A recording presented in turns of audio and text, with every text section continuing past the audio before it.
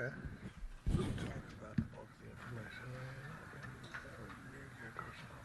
No, no, that's a good one. Hi, everybody. Hi, everybody. Check. Okay. I'm back. You guys hanging in there? I tell you what, this is really impressive. You know, it's a gorgeous day outside, and you got the fact that you guys are willing to sit in here is not lost on me. I think you guys got something really special going on around here. So we've been through 1, 2, and 3. We've been through the inventory process. We've done 6 and 7, and now we're talking about the amends process. It's funny. One time, Katie gave a third step talk about this whole selfishness, and this guy that's been around, 20 plus years, came up during the break and he goes, God, he goes, that step 3 talk made me feel bad, and it was like, but it's where where the ego can take me when I start seeing some chinks in the armor. But it's interesting sometimes when you have to be it when a guy has been around AA for a while to tell him that there might be more available as a result of this process. It is a big message. Or to be able to tell somebody, I had my favorite is like, I had a guy come up to me one time and he says, can we talk? And I said, sure. And he said, I'm not doing very good. And I said, really? Okay. And he goes, I'm sober 16 years. And he goes, and I'm not thinking about drinking. He said, but I can't shake this thought of killing myself. And that's the way untreated alcoholism shows up. It's like I'm not going to drink, but I'm going to be miserable until I either drink or blow my brains out. And the booby prize is everybody around me gets to be miserable too. It's just a wonderful package, and to be able to take, it's funny because I sat down with that guy and I went through the steps backwards with him. I like to do that. If he says he's not doing good, I said, okay, so.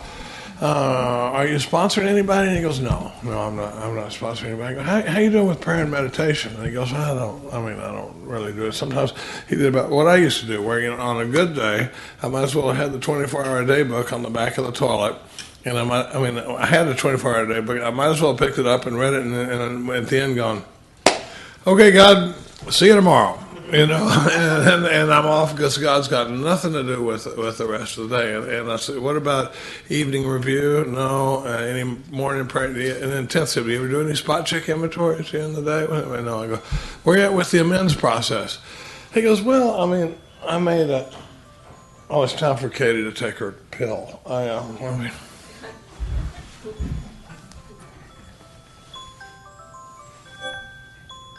that sweet? I was like, where's that coming from?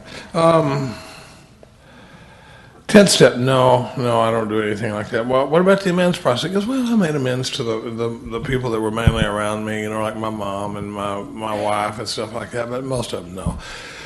How long since you wrote inventory? And he goes, 16 years. He said, my sponsor said you only write one inventory. And I was like, okay.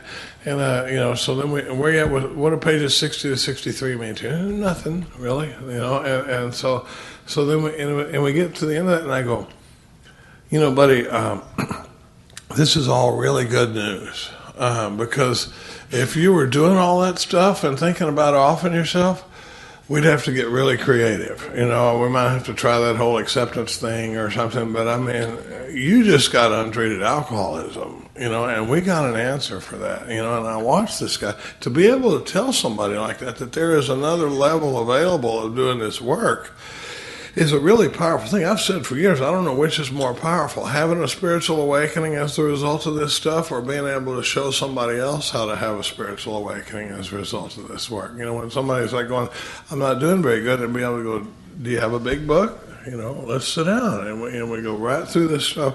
It works every time, but a lot of this, when Mark came into our lives, I want to talk a little bit about the amends process.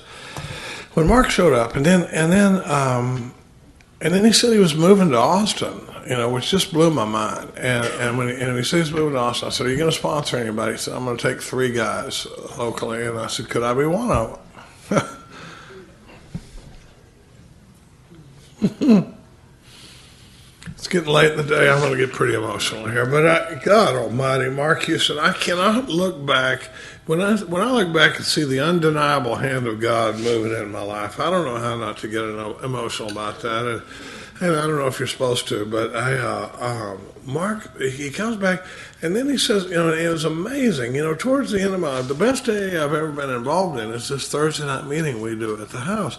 And what was really weird was towards the end of his life, one of the last talks he gave, I heard him say on this CD, he goes, the best day I've ever been involved in is this Thursday night meeting. Whew. Talk about hitting me hard. I knew it was the best AA I'd ever been involved in. I never dreamed that he would say it was the best AA he'd ever been in. We were put in each other's lives for a reason. Mark, Katie, me, and all these guys that were meeting there. But I'll never forget the first time he came to the meeting. We thought, because I realized that some guys were coming off with different places, and that's when we came up with this idea of the common solution meeting, that we're going to be one voice, one message, whoever you're talking to, and that sort of thing. So Mark comes to the meeting, and I'll never forget, I'm sitting right here, and Mark is sitting over there, and we're just a few of us sitting around the table. And when you start working with a new guy, you figure we're gonna go through the work again. I got a new sponsor I'm doing the work with, and what's the first thing you figure you're gonna do? I mean, you figure, well, we're probably gonna write inventory. I'm probably gonna do another 4-step with this guy. And Mark sits down there, and we're all sitting there, and we're ready to go. We're kind of anxious to see how this is gonna go. And he goes, "Where are you guys at with the amends process?" What? I'm sorry, what'd you say? And he goes, where are you at with the amends process? And we're like, and we start talking. And he goes, I sense that there's a significant experience available for you men in the amends process. And we're like, we thought he was like Svengali, We're like, how does he know that? And I think it's because nearly all of us have a significant experience available in the amends process. But we sat down there, and Mark used to always talk about that. People would want to come up and they'd want to write inventory, and he's like, "Well, what happened to the amends from your last inventory? Have you? Because I don't do the whole golf swing thing that Katie's talking about. I'm okay. I'm okay.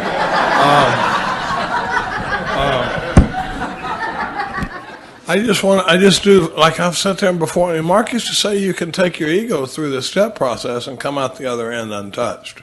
I can drag my ego through this whole step process, and I've done it in the inventory. And slowly, even the inventory process can turn into an exercise in self-will. And I found myself doing it one time where I sat down at the end of my table, I wrote out who I'm mad at and what they did and how it affected me, and then I took it into the sick man exercise, and then I looked at it from an entirely different angle, and I was like, whew, man, I'm glad I looked at that. I was off the beam there for a minute. And then I'm ready to head back out to work. And there's no 6, there's no 7, there's no 8, there's no 9.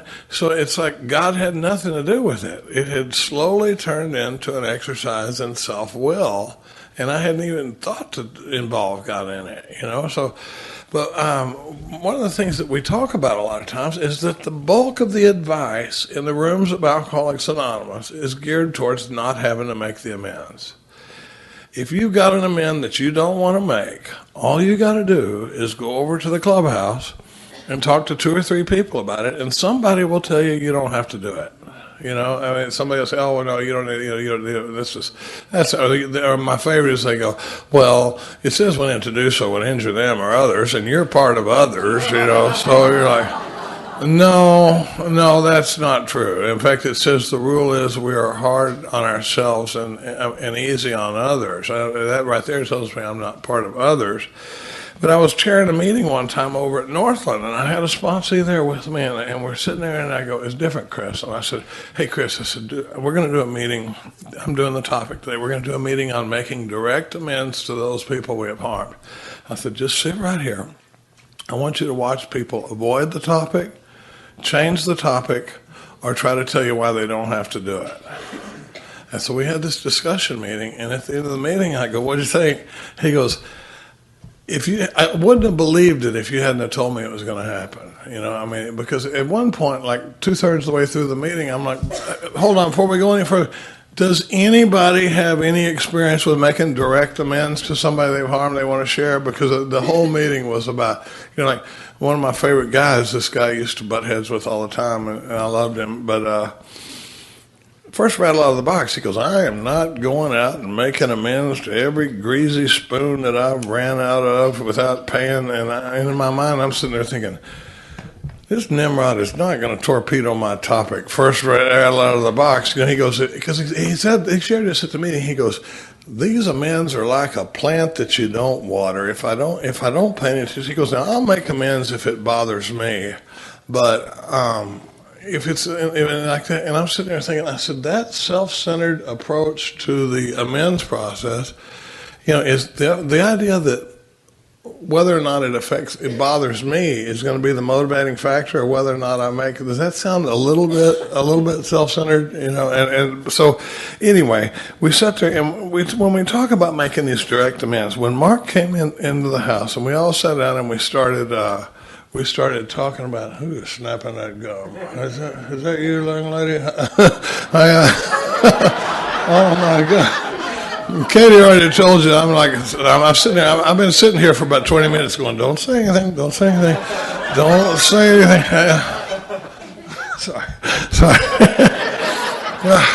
We were at a conference one time, and this girl sat down next to me. That's the one Katie was talking about, where I had the thing sticking out of my ear. I stuck a whole Kleenex in my ear, and it was just like smackety pop, smackety pop, smackety, smackety pop, pop, pop, pop, smackety pop, smackety pop, smackety pop, smackety pop. And at one point, I leaned over and I go, if you don't stop smacking that gum, I'm going to have to kill one of us. I can't tell you which one it's going to be. And of course, then I have to make amends for it and everything. So you just saw the limit of my tolerance at 33 years sober.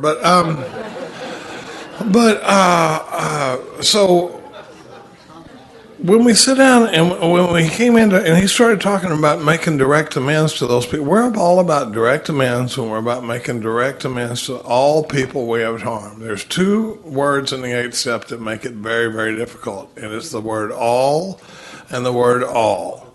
Made a list of all persons we have harmed and became willing to make amends to them all.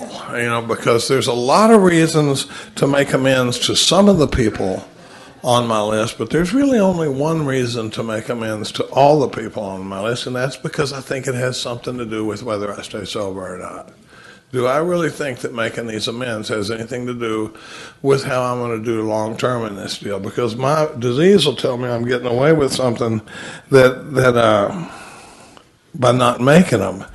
So what I had done before was I'd made these tornado. Oh, I got to tell you this one. Here's a great one. During that same meeting I was talking about, where I said the guys are going to watch them avoid the topic, this one person raised their hand, and she goes, I used to work in a company, and I embezzled a lot of money from them, and but I'm making living amends to them because I'm working at a different company now, and I'm not stealing from them.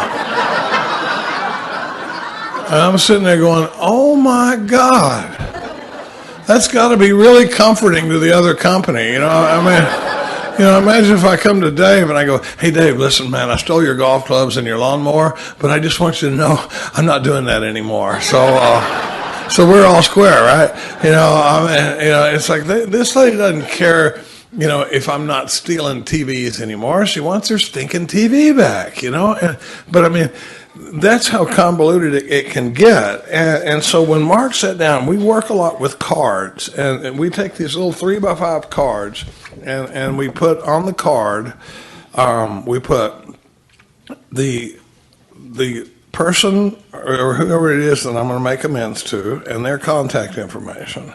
Then I put the nature of the harm, and then I put 3 questions on there. The first question is, have I harmed you in any other way?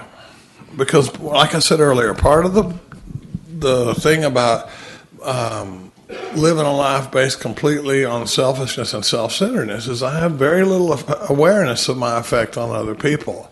I use the example of my sister as a perfect example. Because when it says, have I harmed you in any other way? If when I wrote my inventory and I was going to go make amends to my sister, what I would have made amends for was I once stole $15 out of my sister's purse to continue drinking. Now, it's funny, I could steal money out of my mother's purse without it really bothering me. But for some reason, stealing money out of my sister's purse was a real breach of my morals and my standards and that sort of thing. And I really felt bad about it. Now, I would have gone to my sister and said, Carol, I'm really sorry, but I stole $15 out of your purse. And now, can't you just see her going, really? Really? So let me get this straight. You stole all the emotional energy out of the house. You robbed our parents. You forged checks on our parents' name. You took all the emotional energy that could have been coming to me, and it was all focused on you because you're the big troublemaker and you're the one that's always in trouble. You stole all the emotional energy out of the house. You robbed me of my little brother and the experience that I could have had with that. You stole our parents' security and all the dreams they had of the son they were going to have and all that. And you did that for 12 years. And you think you're going to give me $15 and we're going to be square? I'm like, well, I was kind of hoping, and that's the level. That's when we say, "Have I harmed you in any other way?" Larry T. out in California, he tells a story about going up to make amends for a toolbox that he stole. And the guy's like, "You get off of my property." And he's like, and the guy goes, "Those tools were given to me by my father. They're the only connection I had to my dad, and you stole that from me." And Larry thinks he's making amends for a set of crescent wrenches, and it was a whole different thing, And so when I say, have I harmed you in any other way, it's an opportunity, because we're making these amends to make them whole again. And it gives them a chance to say, yeah, here's what you did, and then the second thing is, do you want to tell me, the second question is, do you want to tell me how this made you feel? And I say the same thing after every question. After, have I harmed you in any other way, we put down, shut up and listen. Right? And then you let them talk. And then the second question is, do you want to tell me how how this made you feel? Shut up and listen. And then I've just shortened that to SUAL. And then the last one is, how can I make this right? Shut up and listen. And so when we sat down and we did this exercise, it's funny, we're all meeting on Thursday nights. And one night I came up with this idea, just came out of my head, where I said, guys, here's what we're going to do. If you have a group of people that you have spiritual consent with, and spiritual consent is a theory we work with a lot, and it's where basically if James and I have established spiritual consent with each other, I'm giving you the right to call me on anything you see me doing, whether it hurts my feelings or not. We like to say, I'd rather step on your toes than stand on your grave. But the thing about the spiritual consent is it's always done in love, and it's always done through this path of consideration, where we say, I'd like to offer for your consideration that maybe, or is it possible that? And I've made the ones to my daughters, I've made the ones to my ex-wives, I've made the ones to mine. That was a good one. Okay, let's talk about Katie, because I'm glad you said that, because that was a really good one. So this one might be helpful. I sat down one time with Katie, and it took 6 years of training for me to be marriage material, because when we got together, I was a bit doggish, and I was much thinner. I was about 200 pounds, and I'm running and playing, and I'm doing, and she'd seen a lot, and I'm porn addicted and gambling and all this stuff. I was really quite a catch, and so I sit down to make amends to Katie one time, and I go through all the things I've done that have harmed her. This is a couple of years into our relationship. Mm-hmm. This is, 10 or 12 years ago? Yeah. So we sit down, and I said, I'd like to make amends to you. We do all this stuff. Now, this thing about having harmed you in any other way, when I finished making the amends to her, I said, now, Katie, I'm so self-centered that it's very possible that there are things I've done to harm you that I'm not aware of. So I'd like for you to take some time and consider any other harms we've done, and then I'll be willing to sit down and have another talk later where you bring to me all the harms that I'm not aware of. And she says, okay, all right, okay, so we go on. When I just go on my goody little way, and one day, now, am I the only guy that can bring up to a woman, the stupidest stuff I've ever done? I go, hey, remember the time I was and she goes, oh yeah, I remember that one. And she goes, that's on the list. And I go, what list is that? And she goes, you told me that I could make another list. And I'm like, oh, hold up. I meant, how much was it? Seven months? This was 7 months. I meant like a week, So this is 7 months later. And that whole time, every time something would come up, she'd go, And that's like the time you call me this. And there was the time you touched that waitress's hair. And then there was the time you touched, and this. And she can tell you that during that time, she had this Rolodex in her head. And every time I would do something, she would go, and a Rolodex is a thing that used to have cards on it, like written cards, and you had to spin through it. And so, she had this thing where she, and the thing was, so now, when she said that's on the list, I'm like, wait a minute. Well, now, see, I don't know she's still making the list, and her sponsor doesn't know that she's still making the list, so the cat's out of the bag now. And we sat down at the corner of my table, right where I sit on Thursday nights, Right down. and I had a piece of paper. I used to have it, but I'm not going to read it to you, but I sat there, and she went through her amends list, and I sat there, and when she would tell me the harm, I would write it down. And she'd tell me another one, and I'd write it down, and I sincerely apologized for every one of them. But the thing I can tell you is that there were 32 items on that list. Every one of them was a legitimate harm, and not one of them was on my amends list to her. That's the power of this question, have I harmed you in any other way? Because I would have never touched on those. And the thing that I didn't see coming, and that she'll tell you, is that after that exercise, that Rolodex went away for a while. And it went away until I built up another one, So there was a time where she said, I think we need to sit down again, and go over this stuff. I mean, It just, one alcoholic in a relationship is a whole lot. But, two, it takes a lot of work, and we work very hard on our relationship. We're both very the same kind of people. But this amends process, man, don't let anybody, the funny thing is, people will try to talk you out of it. But when you go listen to AA speakers, and the most magical things you hear come from people making the amends to people that they would never. I mean, I've watched sponsees. I've got a lot of amends stories. I watched one of my sponsees come in. This guy is straight up.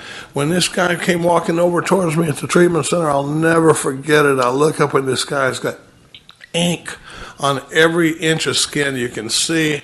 He's got a ring in his nose. He's got dreadlocks down past his pockets. And I'm sitting there. I'd like to tell you I had a real spiritual thought, but in my mind I was going, please, God, don't ask me to sponsor you. And the thing I can tell you is, I love this guy.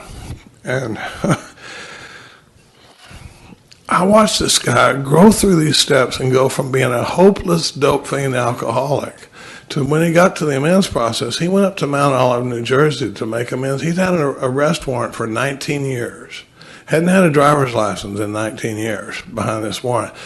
I watched this guy go up there and make amends, not knowing how it's going to go. And when he was leaving, he told me, he said, the only reason they would put me in jail is if there's somebody in that jail.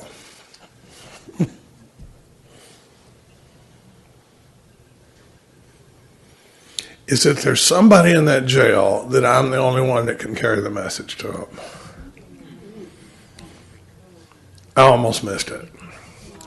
Why would you rob yourself of an experience like that? This guy, I've seen it over and over and over, and we make ourselves whole, and we get there and we make other people whole, and we get a chance to try to clean up some of the damage we've done. And I'm just so grateful to Mark for coming into our lives and elevating the priority of making amends to us, because I would have just coasted along, going to the meetings and doing the best I could with it. There's one other thing I want to say that I see as a mistake being made in the amends process, the way I see it. You may not feel this way, but there's a sentiment where I hear people saying, I'll never get over my drinking until I make these amends. Well, that always sounded selfish to me. Whenever I would hear somebody say, I'll never stay sober until I make these amends. And then one day at Primary Purpose Group, we were reading the paragraph to the man we hate in the amends process. Y'all familiar with that one? It says, maybe the man we hate. And it says, to the man we hate, he's wondering why I'm in his office. Right, this guy, he knows we hate each other, right? And there's bad blood. He's going to wonder why I'm coming to him. And it says in there, we tell him we'll never get over our drink until we've done our best out. So to the man we hate, we use that line that I'll never get. But to my mother, to tell my mother, if you don't forgive me, I may drink again, is emotional blackmail. Her greatest fear is that I won't stay sober, so no matter what I say, she's going to. So I don't go to my mom and say, Mom, I'll never get over my drinking until you forgive that $40,000 I took out of the checking account, or something like that. So it's only in the paragraph to the man we hate that we use those lines. There are times when I've called like Delta Airlines or somebody and said, I'm involved with the spiritual program, and part of what we do is cleaning up the past. And now there's some companies like Walmart is ready for you. They're, they got they're like, you need to talk to Jenny,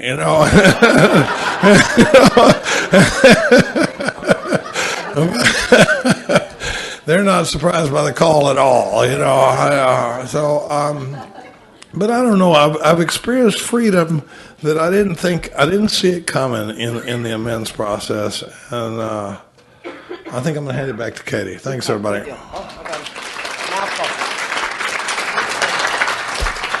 I had a mouthful of cookie. Can you turn yours off, babe? Here's the deal, guys.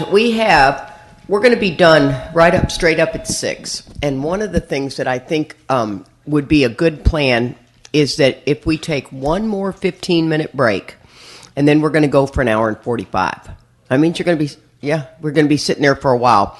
And if we need to take a quick second to stop so he switches the CDs out, Jerry, will that work okay? Okay, good deal. And so here's the deal. We're going to roll right into 10 and 11. So I know that you're tired. I know you got a lot. This is the meat and potatoes right now. This is something you don't want to miss. Please don't crap out right at the 11th hour. And so and I'm going to hold you to 15 minutes. Okay, guys? Thanks. Okay. Hey, honey. All righty, guys. Let's settle down. We're going to be in the meat and potatoes now. Katie, alcoholic. Woo! Now let me tell you what we're going to do. So in case you got to get up, go to the bathroom, just stretch for a second. I don't even mind if you stand up where you are and just give yourself a couple of these. The truth is it's not a bad idea because we're trying to keep you awake. This is hard stuff because it's not like we're sitting up here talking about graphs and pie charts and this is the progression of our company and all that we are talking about some heavy stuff. And so the best thing, once again, and I just love the tapers. Let's hear it for Jill and Jerry. I love the tapers. They are our archivists, and please support them. Like I said, buy your own set of CDs. I do that because Charlie and I have learned so much. It's our own set. I'll work on letting you borrow it, but I'm pretty picky with my set of CDs. And so that's the greatest way to learn. Just stick it in your car, and every chance you get, listen to it. Don't be on the phone all the time, right?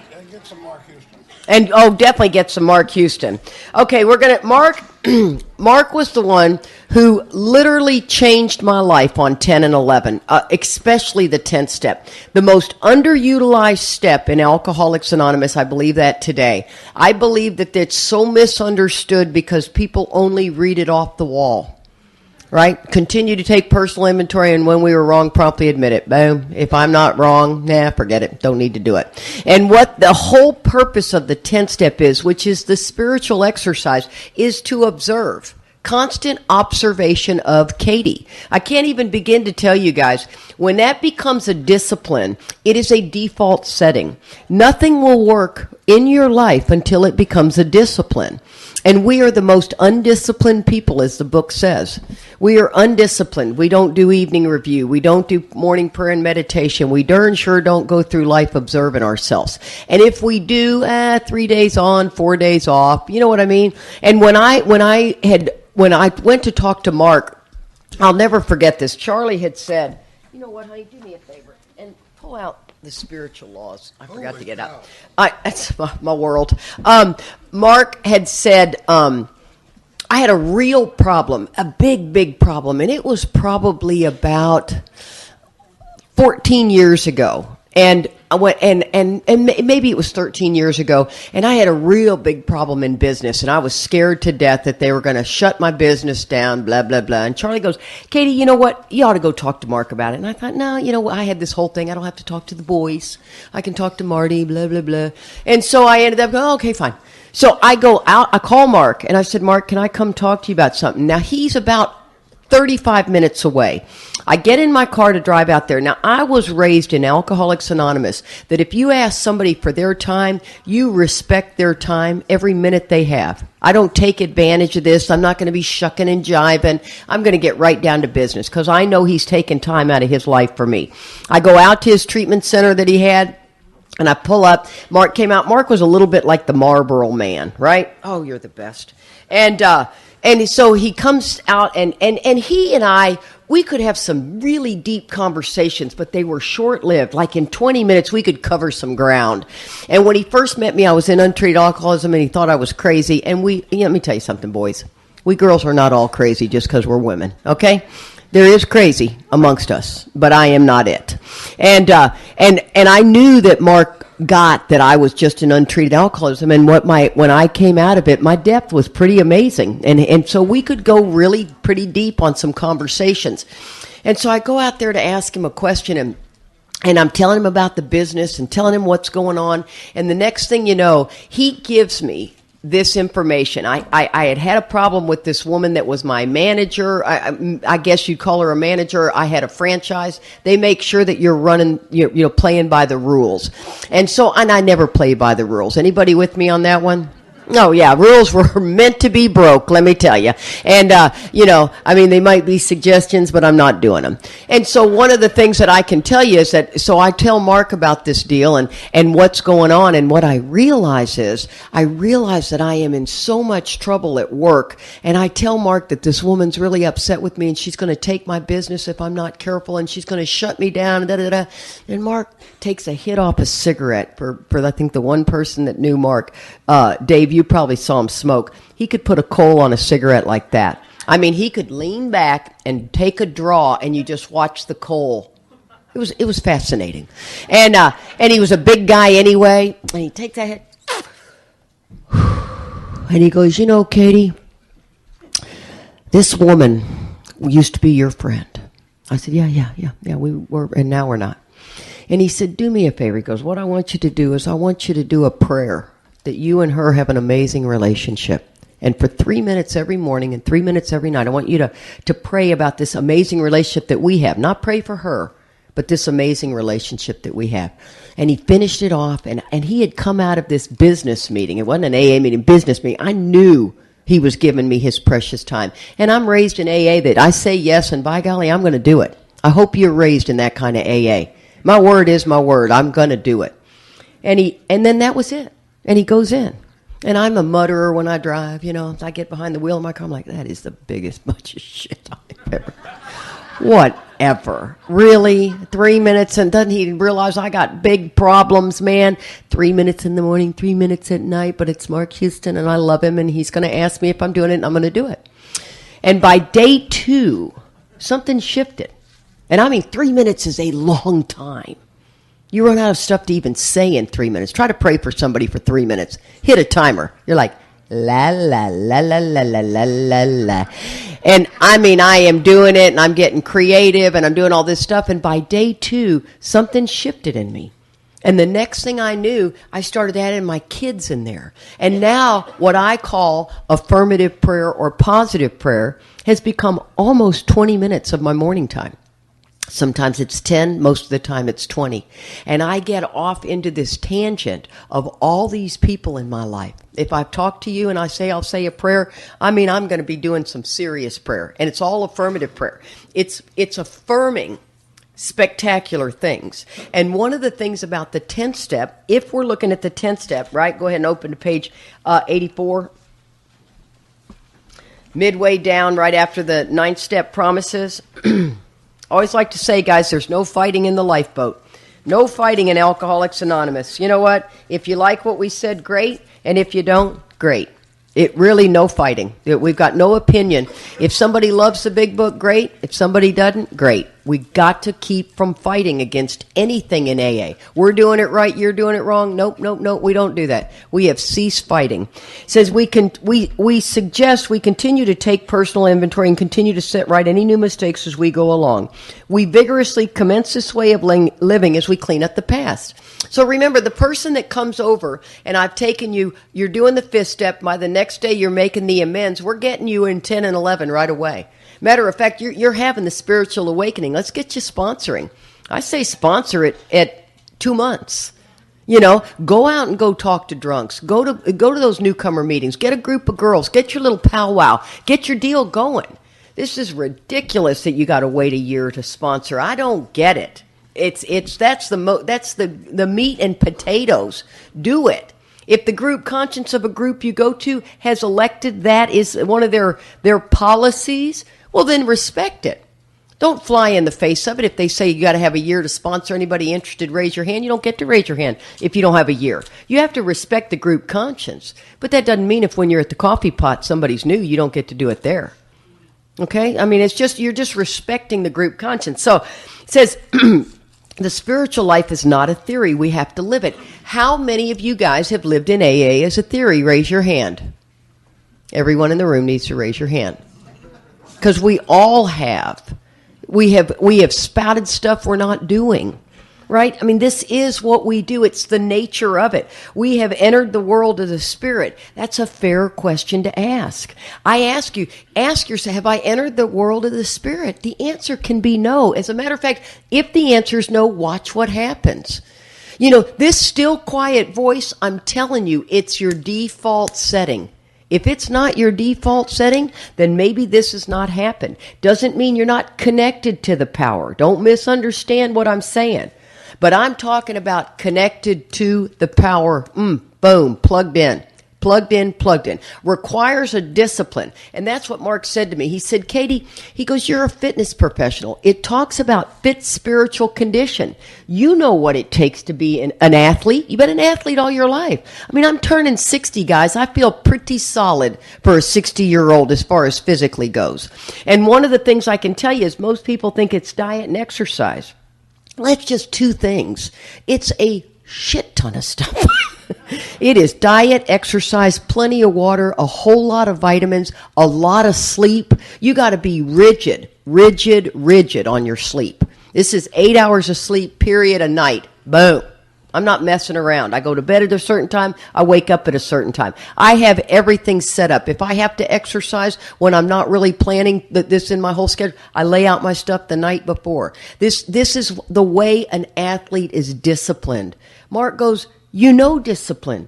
Take that into your spiritual life. And it was like, whoa, never occurred to me. So you don't get to flippantly try to do your prayer and meditation. Oh, I didn't have time today. You make time, period. You got to wake up 30 minutes early, suck it up. You know, go to bed 30 minutes earlier the night before. Stop watching Netflix and binge watch. Put your phone in the other room. The odds of having an emergency in the middle of the night, slim to nothing, people. Put your phone in the other room. It's not necessary. I'm telling you, what we do to stop this sunlight of the Spirit, think about how many times you look at your phone. Turn to God that many times instead of your phone. I'm telling you, but the discipline, we go, no, see, that's a lot of work. But yet we want the benefits without doing the discipline. Did any of you guys watch the Olympics? Yeah, the Winter Olympics aren't as much as the summer for me. I mean, I'm all about the athletes, and I love it, especially the cross-country people. Oh, my God. But to watch what they have to do, how about the skaters that have to get out there and skate only for that brief period of time? The amount of time they put into that is remarkable to me. A football life, I love it. I love to watch what these athletes do because they are the specimen that I want to live up to. And they also have that discipline. And Mark used to say, discipline is the horse I ride. Turn back to the line, awake and aware, breathe. And I think, that is a little intense, dude. I remember, he just, and now I'm him. I'm totally channeling him because I finally did it. It took me about 5 solid years to finally get this disciplined, and I love it. And let me tell you a couple of tips. When you get up in the morning to do your morning time, do not look at your phone. Don't touch it. If you want to use a timer, an insight timer, or use whatever meditation, get a phone that's just not used as your phone. So you can't check your emails, you can't look at your text. The minute you do that, boom, you stop everything. You stop that spiritual experience in the morning. Not that you can't pick it up, but you really can't pick it up to the level you want to. Don't look at your computer. This is roll out of bed. I've got no problem getting a cup of coffee. I'm not going to be on my knees. I don't think God needs me to be uncomfortable. I am going to sit here and visit with the dearest friend of my life. I write letters to God. I write love letters to God. I love it. And I start everything out with Father God. Father God, man, I'm having a heck of a time. I'm having a heck of a time with Charlie. Help me be compassionate. Help me be loving. My husband's going through some tough times. I can make it all about me. You see, if anybody understands alcoholism, it should be me. And Charlie's the one running the company. I am retired. My life is really tough. Gym, shooting, get my nails done, hair done. Talk to sponsees all day. Boy, that is some stuff. And my husband's the one really working it hard. And I'm over there going, he doesn't give me enough time. Doesn't do this, doesn't do that. And that's what I'm talking about. And then I have trouble worrying about my kids. I'm writing that in there. Somebody this weekend may have told me something really cool. I'm writing that in there. Give me these guidance. I have another pad next to me in the 11th step where it's just my to-do pad. When it says we look at our 24 hours, it wants you to look at your day. Look at it. What do you got to get done today? A lot. I write all the stuff down I want to do, and then I take that list with me. And then throughout the day, I look at it and ask God, what can I do next? You guide me.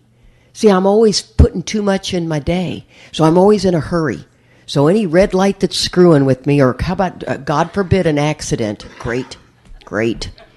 No concern, no prayer for who was in the accident? Great. This is what I'm talking about, changing everything. So it says our next function, and function means expected duty, right? The function of this cup is to hold my coffee. So our next function, that's expected duty, is to grow in understanding and effectiveness. That was the only prayer of a defective character that was ever granted to me, and it has been the only one ever. And I called my buddy Bob D., and I was really on fire with AA. When we come out of untreated alcoholism, I got it, you don't. Let me raise my hand. That's wrong. You're wrong. That is so ineffective. Let me tell you. You want to make some real enemies. That's how to do it. And so my sponsees, I was really hard on them, guiding them, driving them. And I called Bob and I said, Bob, man, I'm miserable. I'm miserable on these firing lines. I'm just miserable. We talked about it a little bit, and he goes, you know what, Katie? He goes, say the prayer that you are asking God to help you grow in understanding and effectiveness. I got to tell you guys, it seemed once again lame. I do it because I was taught to do it. And the next day, I remember it like it was yesterday. It was probably 8 years ago. The next day, my life changed. It's the only one that's ever been answered like that, ever. Since then, nothing like that. And I became so compassionate. So you tell me a story, and now all of a sudden I come with compassion. I come with love and tolerance. I'm understanding and effectiveness. Every once in a while, maybe 4 times I've blown my stack in 8 years. I used to blow my stack all the time. Only 4 times. That's remarkable, guys. That's the undeniable hand of God in that deal. So one of the things that Mark used to say is, how do you know what you don't know? That's a fair feeling. It says we continue to watch for selfishness, dishonesty, resentment, and fear. These are what we're watching for. The whole purpose of this discipline is to observe yourself, not so that self can fix you, so that God's got his eyes on you, right? Don't judge yourself. That is, I think, the highest form of spiritual pride is self-judgment. If you're upset with yourself, I can't believe I said that. I can't believe I did that. God, I'm so stupid. Spiritual pride, man. Instead of watching yourself and just going, wow, God, that's unbelievable. I am stubborn in that area. Now, I may not be acting it. Nobody knows what goes on up here. You may think you do, but you don't. Only I do. Only I know when you're talking to me if I'm thinking, shut up. Or if I'm really engaged. And if I got to shut up right there, I'm like, wow, God, that's not how I want to be right now. Open my heart, open my eyes. Because whatever this is what you need me to hear. And that's when the ego shuts it down. So then it says, when these crop up, we ask God. Now listen to the urgency of the 10th step. We ask God at once to remove it. At once. We discuss them with someone immediately. Make amends quickly if we've harmed anyone. Then we resolutely turn our thoughts to others. Now let me tell you something. Just throwing out a prayer like, oh, God, please remove this, is not what we're talking about. We are talking about an intimate, personal relationship. When Charlie and I leave, you're going to have a consciousness of our relationship, right? You might even be driving and chuckle at something, or, wow, I love when they said this. Your consciousness of us is raised. Accurate? This is what we want with your relationship with your Creator. I want your default setting to be talking to God at all times, not turning to self. The only way to get this is a discipline. So you have to narrow it down to 24 hours. Don't look at this as for the next month I'm going to, for the next 3 weeks I am. Just every day. Every day for today, I'm going to try to change this. And I'm going to start in the morning, and I'm going to go through with the evening review at the end, and just do it. I mean, Nike's Just Do It was the best advertising logo ever. Get your butt on the treadmill. Just step on it. You know what I mean? You're always, I'm going to do this, and then I'm going to do this, and I'm going to do that. Just do one. Just do it. And so one of the things about just asking God at once, I want to explain to you what that is about. It's about the laws, right? If you ask God to remove it, you have to be able to be willing. Oh, honey, I think... Yeah, this is positive prayer. I need the spiritual laws. Did you get that one out? The one that says laws? I didn't see it. Oh. I thought it was the folder that I handed you. Why don't you try one more time? No, positive prayer. One more time. What does this say? What does this say? That's 10, 11, and 12. What's the blue one? Oh, thank you. Boom. There it was. Thank you. I like that. You are awake and aware. Okay, so... When we ask God to remove it, thank you, honey. I'm sorry. Okay, I doubted you. So when we ask God to remove it, it's the law of subtraction, right? The law of substitution. There are spiritual laws out there. Now, if you already are putting a block against that, I encourage you to have an open mind, right? The attitude in the book is amazing what it talks about, this open-mindedness, that we can search diligently within ourselves. Open your mind to many different ways of growing spiritually. Don't be short-sighted. Don't be shallow in this area. And these laws were the ones where I told Mark, whatever. They've become the shiniest tool in my toolkit. I had no earthly idea. I'm not talking about the secret and all of that stuff that, I'm going to pray for that Ferrari and all this stuff. I'm talking about this peace. I want peace in my heart. Come on, we suffer from a fatal illness that wants us dead. And if this illness wants us dead, it is the slowest death you will ever experience. You'll wish you were dead long before you're dead. And so we're going to embrace these laws. And I've always leaned towards Western religion. If you're Eastern, fine. I mean, Eckhart Tolle has his own. Jesus Calling has their own. Emmett Fox has his own. All of these people have the laws. These are the ones I like. So when we ask God to remove it, the minute I'm observing a negative thought, that's all it's got to be. It's got to be either fear or resentment, right? It can be selfish and dishonest, but just start with those two. Make everything small and simple. Fear and resentment. Today, rest of the day, watch for it. And when it crops up, we're going to ask God to remove it, and it's going to look something like this. God, I'm not willing to believe that delusional lie. For my husband and I, which we, I'm telling you, it's been a rocky road for 4 years. Okay. Not 18 months. Just saying. Just saying. And so you cannot imagine what the affirmative prayer has been. It's like Charlie and I have an amazing relationship. We talk so deeply. He is so happy. His weight is at 200 pounds. His kids are doing great. That's it. 3 to 10 seconds throughout the day. On some days, I got to say a prayer like that 50 times. Turn back to the line. Turn back to the line. This is not a Hail Mary prayer, one and done. This is watching for it. I may get 10 minutes of relief. I may get an hour of relief. Boom. Back in my head is, can't believe Charlie said that this morning. That hurt my feelings so bad. La, la, la, la, la. Whoa, whoa, whoa, whoa, whoa, whoa. Not going there. Not willing to believe that delusional lie, God. I say another prayer of that nature, right? And if I've run out of stuff to talk about, Charlie, I start talking about my kids. Maybe a sponsee. And it's always affirming beauty, wonder, beauty. You with me on that? Okay, so here's the law of substitution. There are few great laws that govern all things, just as there are a few fundamental laws in chemistry. We know that thought control is the key to destiny. Is that fair enough? If the trouble rests up here, this baby is trying to kill us. In order to learn a thought control, we have to know and understand these laws. One of the great mental laws is the law of substitution. This means that the only way to get rid of a certain thought is to substitute another one for it. See, on the material world, if I move this bottle over here, I don't have to replace anything in its spot. But in the spiritual world, in the thought life, when you replace a thought, when you take a thought, you must replace it. It's the law. Why, I don't know, but it is. This means that the only way to get rid of a certain thought is to substitute another one for it. You cannot dismiss a thought directly. Really? Okay, I'm going to believe that. You can only do so by substituting another one for it. When a negative thought comes to you, don't fight them, but think of something positive. Preferably think of God. But if that is too difficult, isn't that fair?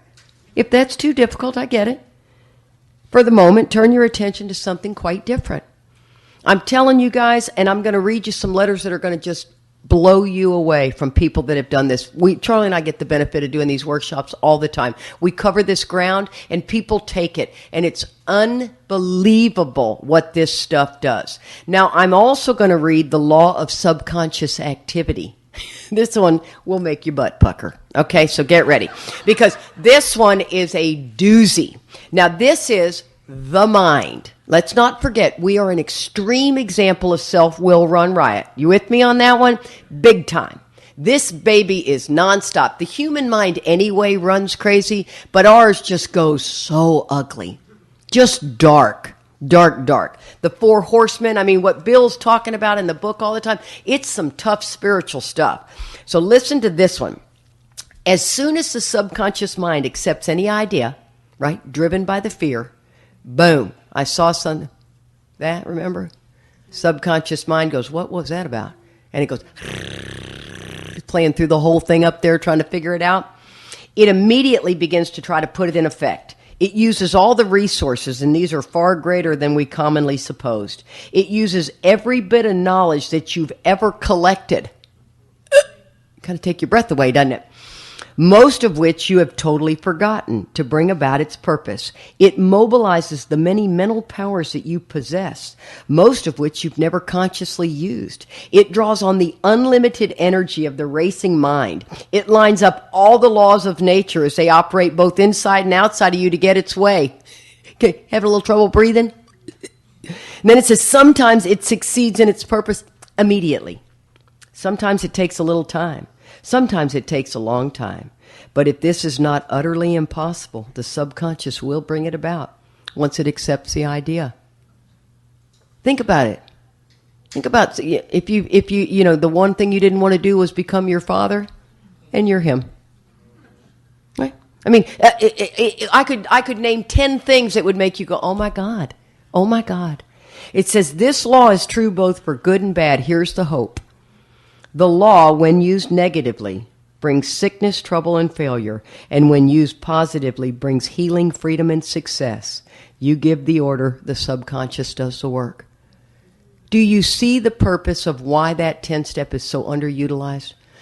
The promises in the 10-step are we have entered the realm of the spirit. We have ceased fighting anything or anyone. What?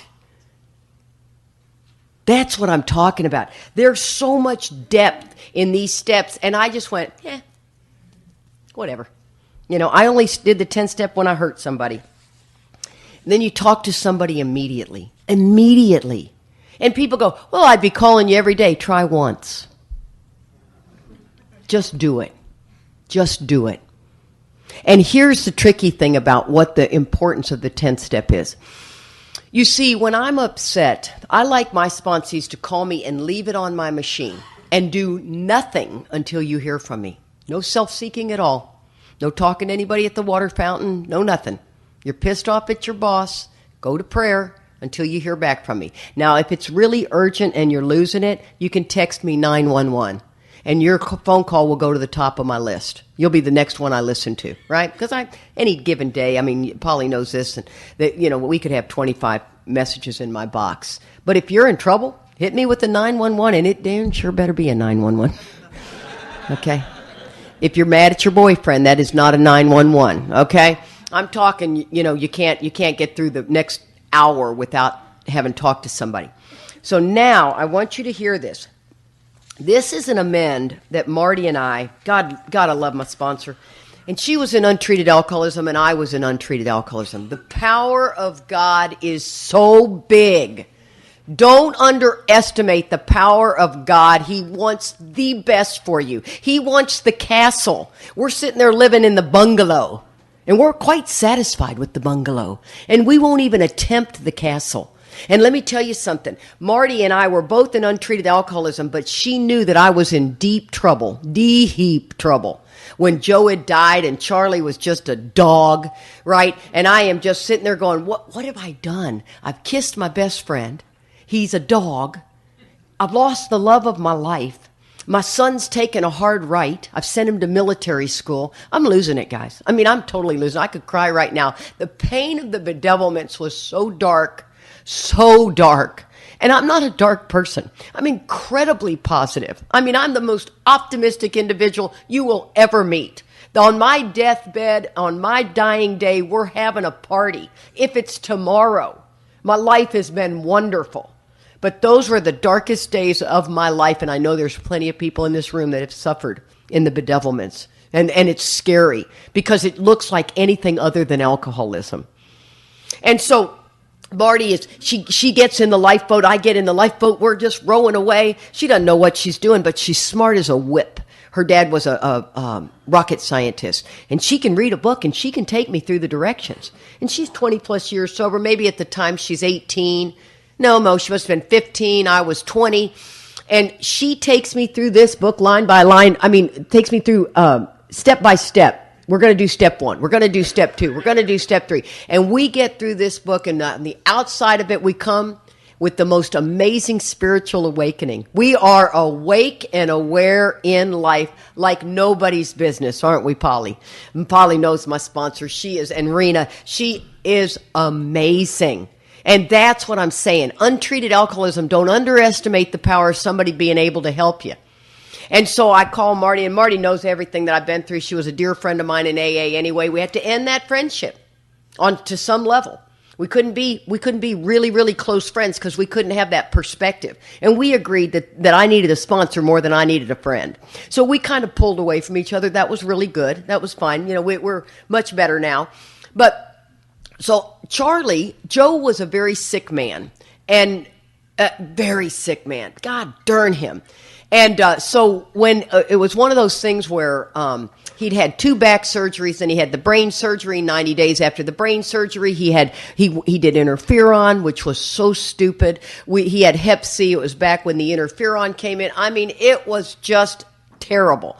But he allowed me to go into every doctor's office. Now, keep in mind, I'm raising kids. I am running a household here. And I am the girl who can do that. I mean, I show up. I'm the one at the counter at the ticket agent. I mean, I do it all. And Joe's over here doing his thing. And I mean, I'd have the clipboard. I'd talk to the doctors. He wanted me to do that. That's what I did. Well, when you get in a relationship later in life, folks, it changes. Okay? Charlie does it all. He does everything. And he's always liked doing everything. And I don't know how to operate in those parameters. And Marty keeps saying, why don't you just love it? He does the laundry. He does the dishes. I've become the guy in the Lazy Boy where he goes, honey, it would be nice if you'd at least rinse your dish out. I remember thinking, that's my line. What is, have entered the twilight zone, you know? And I mean, he does everything. He does grocery shopping. He likes to do all that. And so I've got to learn to be okay with that.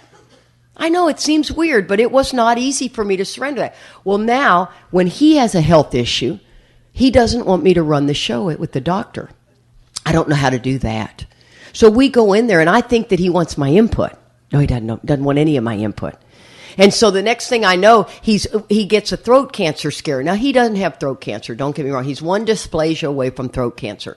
But we have to go to San Antonio to this specialist. We got to go every 3 months for them to scope his throat after the surgery, blah, blah, blah, blah, blah. This has gone on for several years. Marty knows every time we're going down there, she's on heightened alert for me. Because my sponsor, that's how close I am with keeping in touch with my sponsor. She knows I'm going down there. You with me, guys? See, don't be dropping a bomb on your sponsor when she doesn't have a clue what's going on in your world. And then you're like, well, I hadn't heard back from her. Well, you went MIA. I got no idea. And so Marty knows we're going down there. And for some reason, this particular day, I was not spiritually fit. Shocking. Right? We get in there, and Charlie is just a shucker and a jiver. You know, he wants to talk to the nurse and how's the boys and blah, blah, blah, you know, and the doctor, you got 15 minutes. This is really respectful, right? The doc is in, we're out, we love this doctor, we've gotten to know him really well. And the next thing I know, they're asking, Charlie, do you use much nose spray? I mean, my boy's got nose spray laying around like glasses. I mean, he uses it every 15 feet. You know, he goes, no. They say, you know, you clearing your throat much? Oh, my God, in the morning, you can't even talk to him. He's clearing his throat all morning. Right?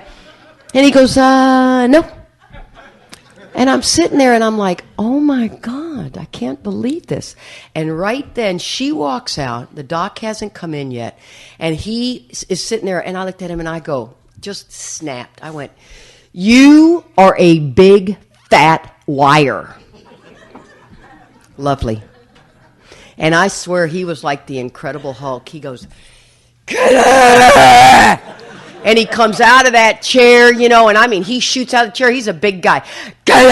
Nobody scares me. That scared me right when he did it. And I looked at him and I go, you know what, just forget it. I'm just out of here. I'm out of here. So I grab all my stuff, and I mean, it's that uncontrollable crying, girls. You know it. It's just humiliating.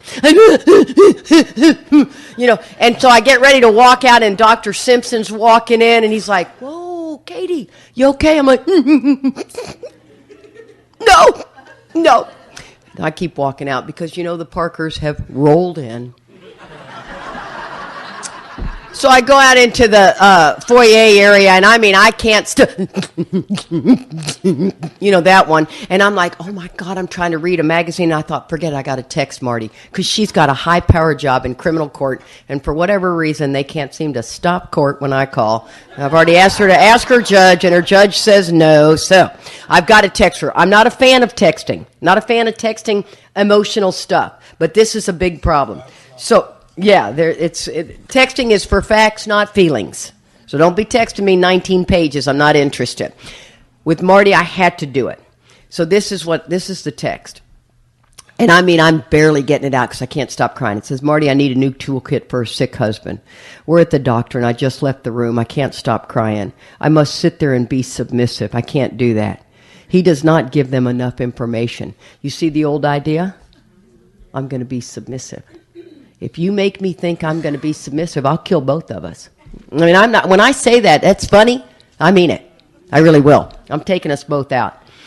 Marty says, I mean, right back, instantly. And she's in criminal court. She's like, and texting.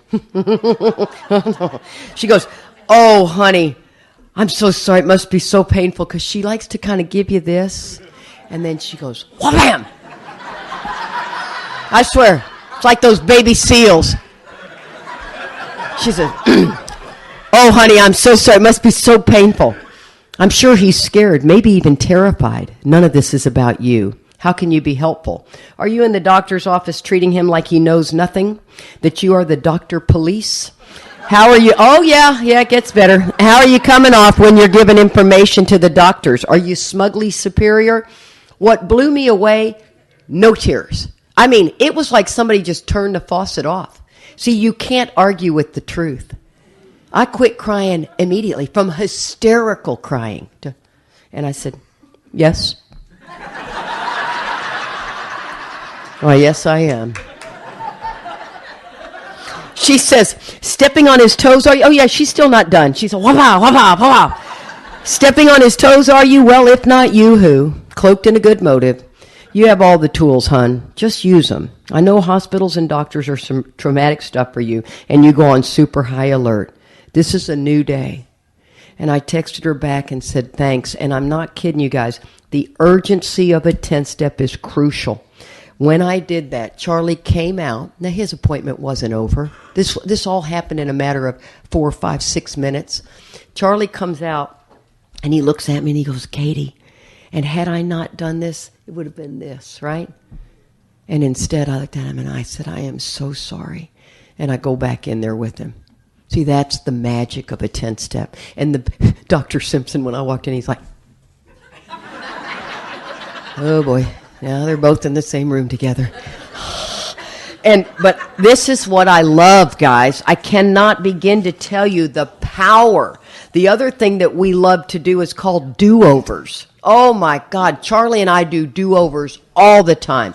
The very first time we did a do-over in our marriage, I had pulled in, and I don't know if you guys realize how much energy it takes to look like this at 60. Okay? A lot. I mean, lotions and potions and hair and needles and picking and waxing and stripping and you name it. It's a lot of goddamn work. And Charlie puts on the same underwear and pants. You know what I mean? I swear, if we held you guys to to what you hold us to, you'd never hold up. Okay? And this takes a lot. You know, Charlie, if he does anything, it's like, colors his beard. It takes a full 3 minutes. Wow, just for men, whippy. And this, and he loves to give me a hard time. He goes, boy, this is tough stuff. I'm like,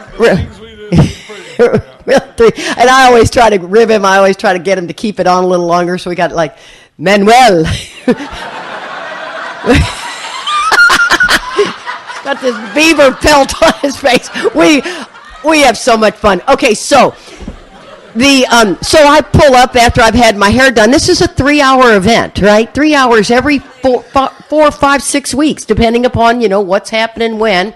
And my day is always these nails are an hour and a half with the toenails and the whole 9. And then don't even get me started on waxing. That in itself is miserable.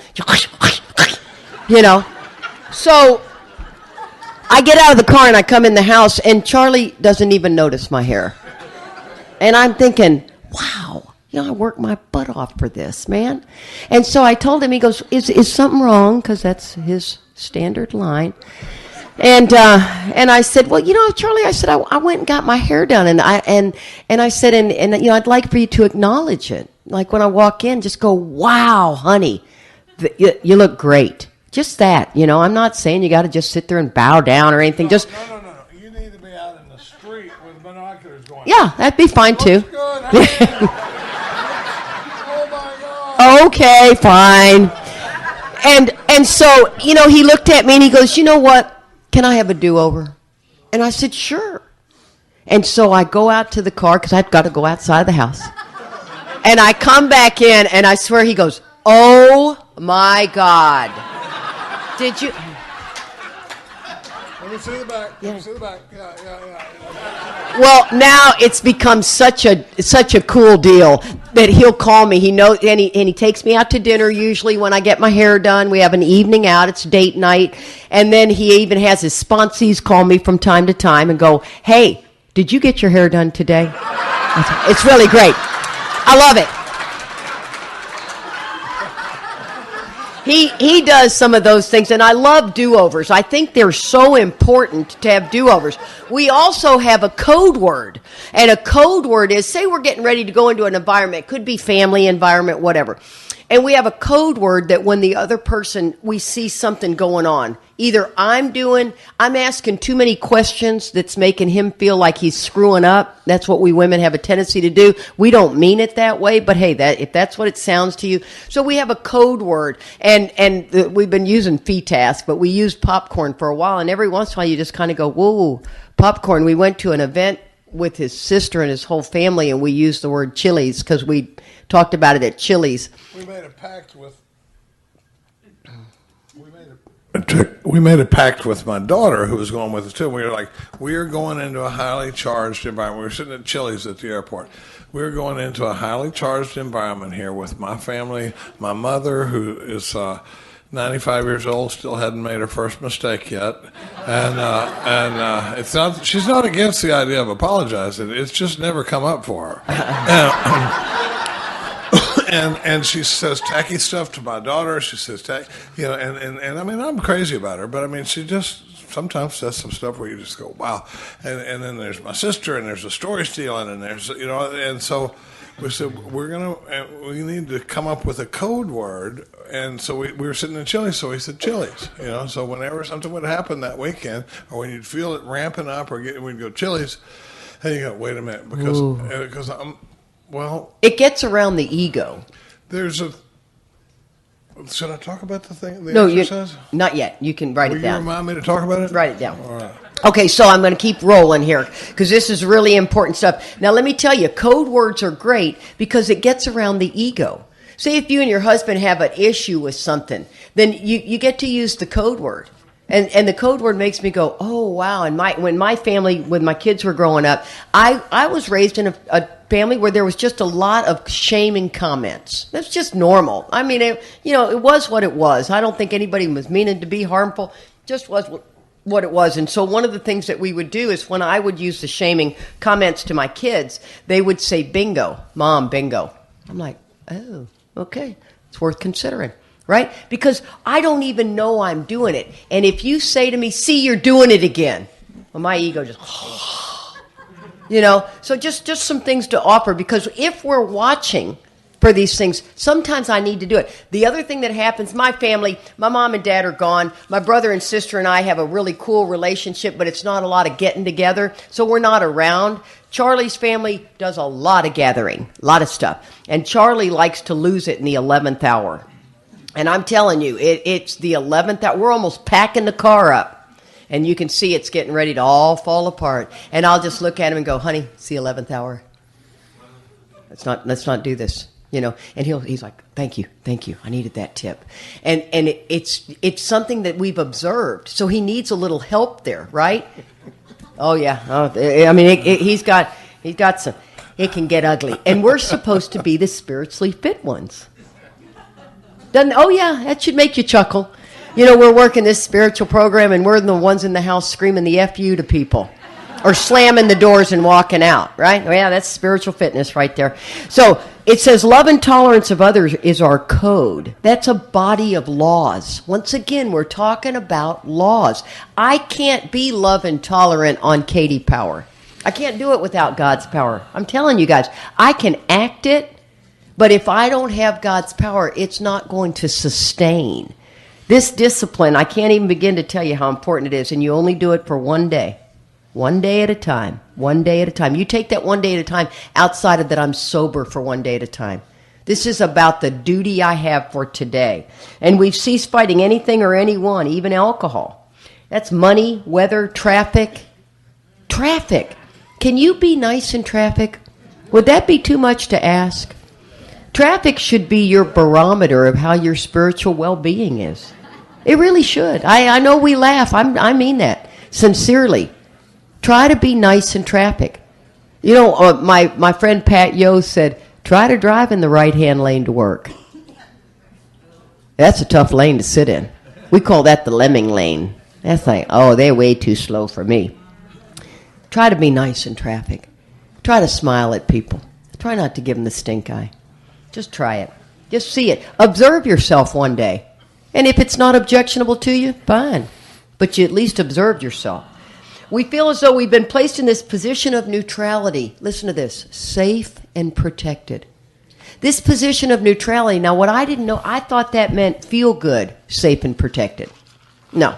Imagine that you've just run in from somebody shooting at you, and you're in an armored car, and you know they can't get in. The bullets can't penetrate. You're safe and protected, but that doesn't mean you feel good. See, I thought it meant you felt good. Safe and protected doesn't always mean that. As a matter of fact, when I take the high road, I know I will feel good. Right now, I don't, because you really bugged me. And that's what I'm talking about. Very important. Says it's kind of like self-centered fear, right? If you're looking at the bubble on a level, self-centered fear, afraid I'm not going to get it or lose what I got, that bubble on the level is where we want to live, right? Job or no job, wife or no wife, we want to live in that bubble. It's the best place in the world to live. So be it. So be it. That means that's what, isn't that what amen means? Yep. Amen means so be it. This is how we react so long as we keep in fit spiritual condition. That's where Mark hit me with that. And then there's the warning. And I always love, y'all remember Will Robbins? Warning. Warning, Will. And if you don't, too bad. It was a great time. It is easy to let up on this spiritual program of action and rest on our laurels. Our laurels are our past honors. It's easy to do that. Discipline is difficult.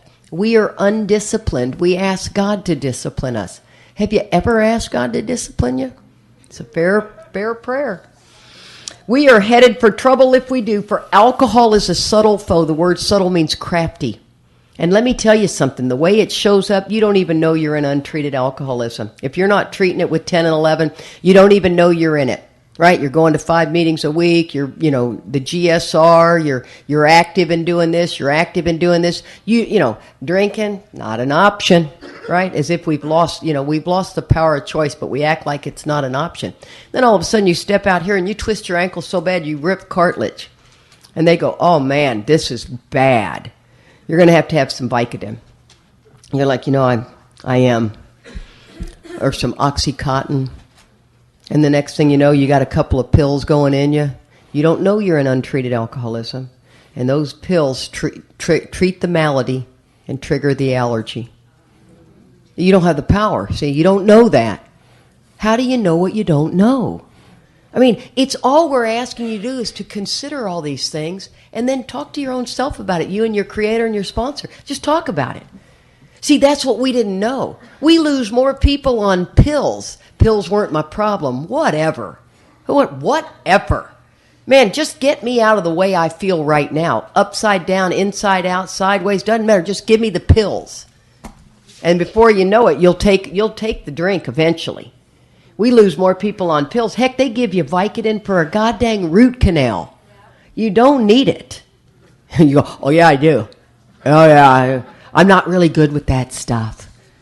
Well, you don't know you're in untreated alcoholism until it's too late. And it's really dicey. And it says that we have a daily reprieve. That means to grant a temporary delay.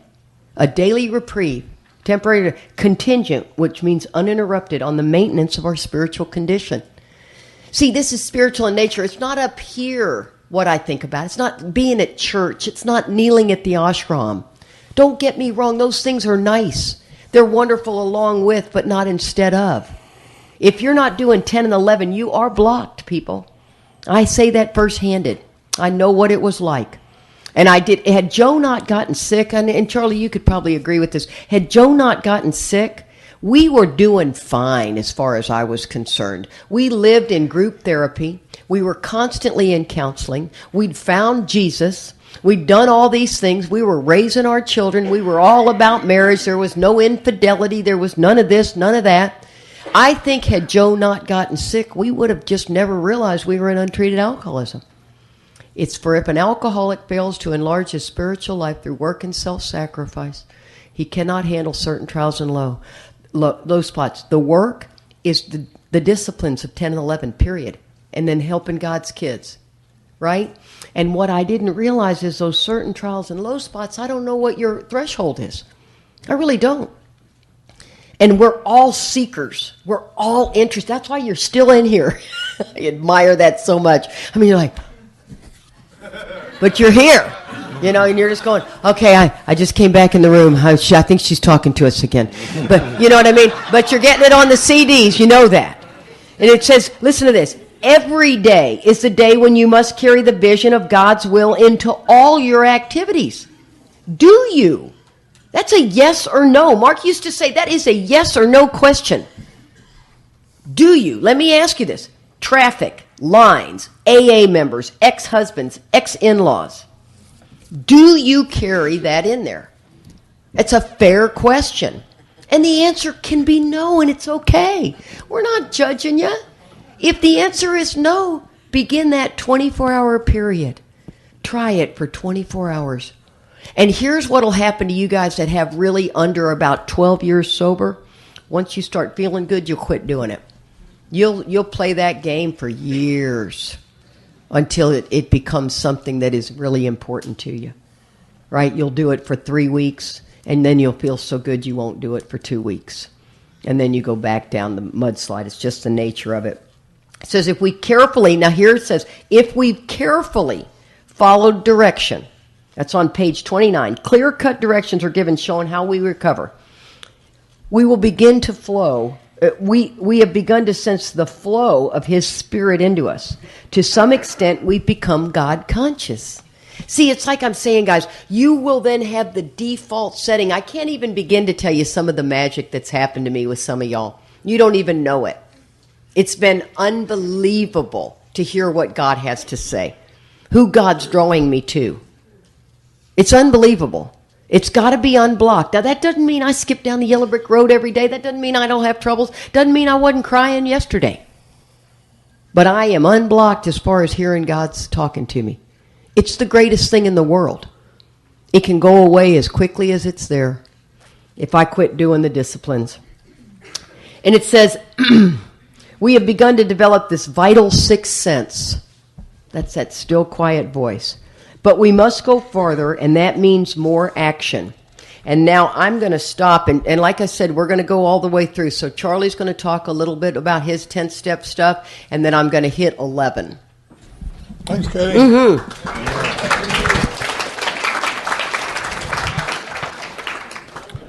Wow, that's a lot of ground to cover in step 10. And, you know, did you talk about the 12 and 12? You know, it's funny that one of the things about the 10th step, it's funny when we talk about oral-based or meeting-based AA, we pick up a lot of things. A lot of times I say we got to be careful what we say around, because if the new person hears something in an AA meeting 3 or 4 times, they're going to think it's AA. And I heard, 10th step evening review for so long that I started thinking that the evening review was in the 10th step, and it's not, but where it fouls that up is in the 12 and 12, I don't hate the 12 and 12. There's good stuff in the 12 and 12, but in the 10th step, at the 12 and 12, where it talks about continue to take personal inventory, it describes all the types of inventory we take. It describes the spot check inventory that we've been talking about in the 10th step. It talks about the annual house cleaning, the big 4-column inventory when we go back and do it, and then it talks about the evening review in the 10th step in the 12 and 12. But in the big book, it's clearly the evening review is in the 11th step, because after everything we've been reading, you turn to page to 86, and it says, at the bottom of 87, it says step 11 suggests prayer and meditation. And you turn the page, and that's when it talks about the evening review. So just be conscious of that, because, it's funny. I was sitting around with the boys at the table one night, and I said something, and Chad goes, "You just said 10th step evening review." And I said, "Did I really?" It's like I'd heard it so many times that it was a hard thing for me to reverse in my mind. Now, what am I doing? I don't know. You said you wanted to talk about something. Oh, good. Well, you covered a lot of ground, and I went outside. So Wait, I thought you said you were going to hit some no tent stuff. well, some stuff about my sister and some of the stuff when we're talking about some of these things in the 10th step, I really have to make an effort to use the 10th step, and call people, but I thought you did a pretty good job of covering it, honey. But there's a thing I want to go back. Oh, it's funny when you were talking about discipline is the horse I ride. We talk a little bit about there's some apps that we use. There's one that we use called Insight Timer that I don't work for them. I don't mean to endorse them, but we use it a lot as a meditation tool. It's an app that we use, but it's really funny because you get to make yourself a little profile and you get to put a picture there, and then like you can see other people that are meditating locally or nationwide, and sometimes I do the local one because I can see other people from our home group that were meditating at the same time. I see Jenny all the time and Kelly and Jonathan and all these people, but on your profile you get to put a little handle, and so Mark used to say, discipline is the horse I ride. So I put my little picture of me standing on a rock, Don Maloney's rock down in Puerto Vallarta, and I'm standing there in this picture, and underneath the picture it says, discipline is the horse I ride. So I put that on there on my little profile. And then one day I do a meditation, and I look, and it says, Charlie meditated for 3 minutes 18 days ago. And I'm like, well, I mean, I didn't say I ride him all the time. So I promptly changed my profile after that. It just sounded so badass when Mark said it. But we talked earlier about God consciousness and awareness, and it's funny, we've talked a lot, this consciousness thing, I worked with that a lot. The book is not trying to move me towards a faith in God or a belief in God as much as a consciousness of God. And over, and there's places where it says the consciousnness of your belief is sure to come to you. And here are many hundreds of people who say the consciousness of the presence. For years, I was sure that page said, when many hundreds of people, I think it's on 51, where it says, when many hundreds of people are able to say that the presence of God is the most powerful. When many hundreds of people are able to, I was sure it said that the presence of God is today the most important fact of their lives.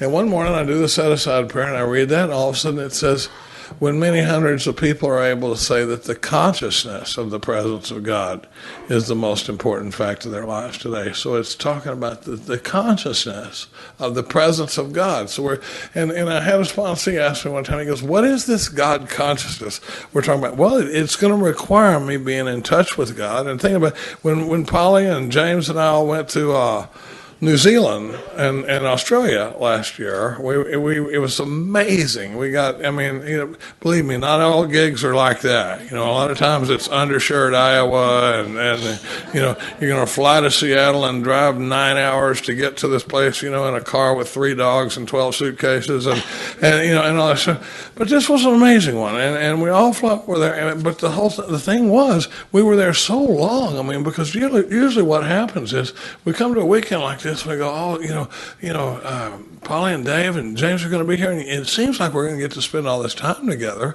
but we get here on a Friday and we see each other, big hug, and then it's all day Saturday, and next thing you know, it's Sunday morning, everybody's going to the airport, and you're like, geez, I barely got to sit down with so-and-so. Well, this was 18 days, so we not only were we together, but we were together enough that we started forming a little family structure. The ones that went to New Zealand together, we had like our own little family dynamic going, and Bob was the father figure, and he didn't like that at all. He was like, I am dangerous. I am, and we're like, I'm sorry, you're dad.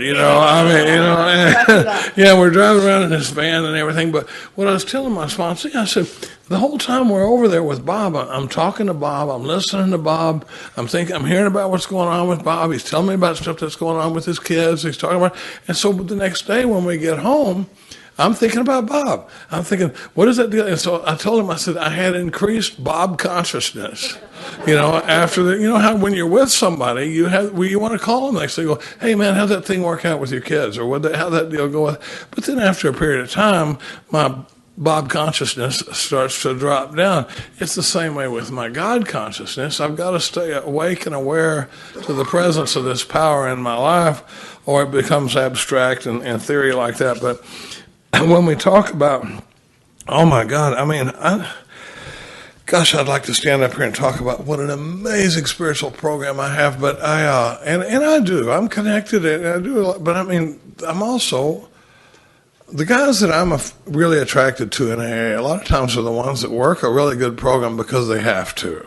Now my 95-year-old mother, she goes to church and she's drawn to God for nothing but spiritual thirst. She doesn't have this flamethrower at her ass of alcoholism saying, I'll kill you if you screw around with this deal too much, But I gotta stay because I'm likely to go nuts. And it's always at the family gathering and stuff like that.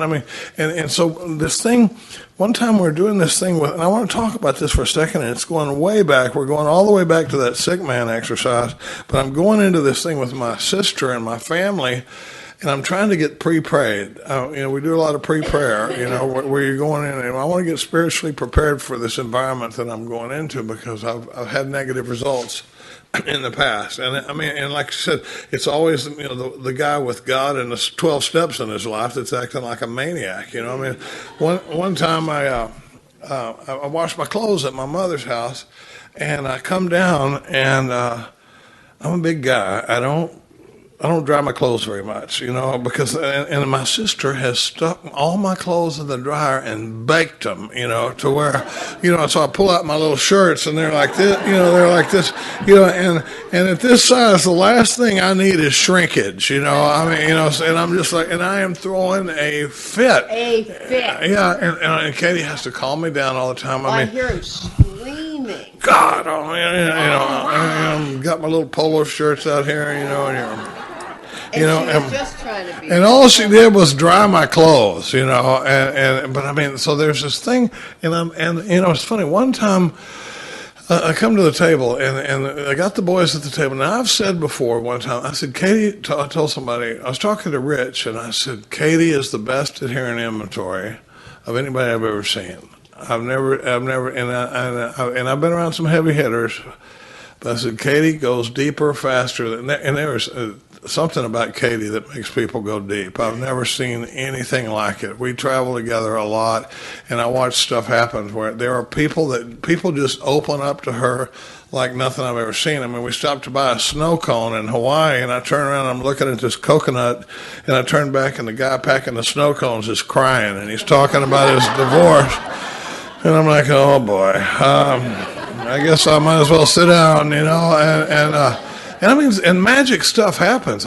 I guess I might as well sit down, and magic stuff happens. I've seen some stuff. We were at the airport, another trip to Hawaii, and I look over and she's standing there, and this guy that I don't know, and they're talking like this close to each other, and his arms are hanging, and I could tell, you could feel the spiritual energy, and I'm like, something special is going on right there, and I don't know what it is.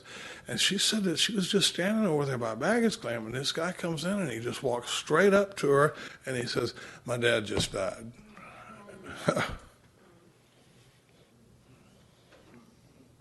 And to watch her be able to comfort this guy, and I see it on airplanes, I see it on, I see the nuttiest stuff. The reason we talk about that we're on our way to a 12-step event is because of the stories that have happened as a result of it.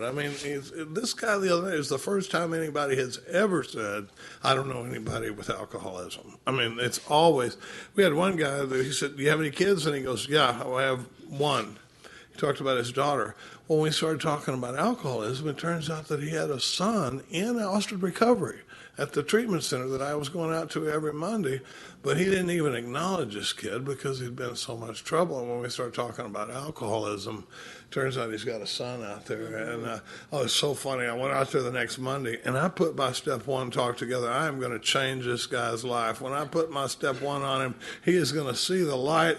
And I got him picked out, and I'm looking right at him, and I go up to him and I go, "Are you Kevin?" And he goes, "No, Kevin's taking a nap. He had a headache."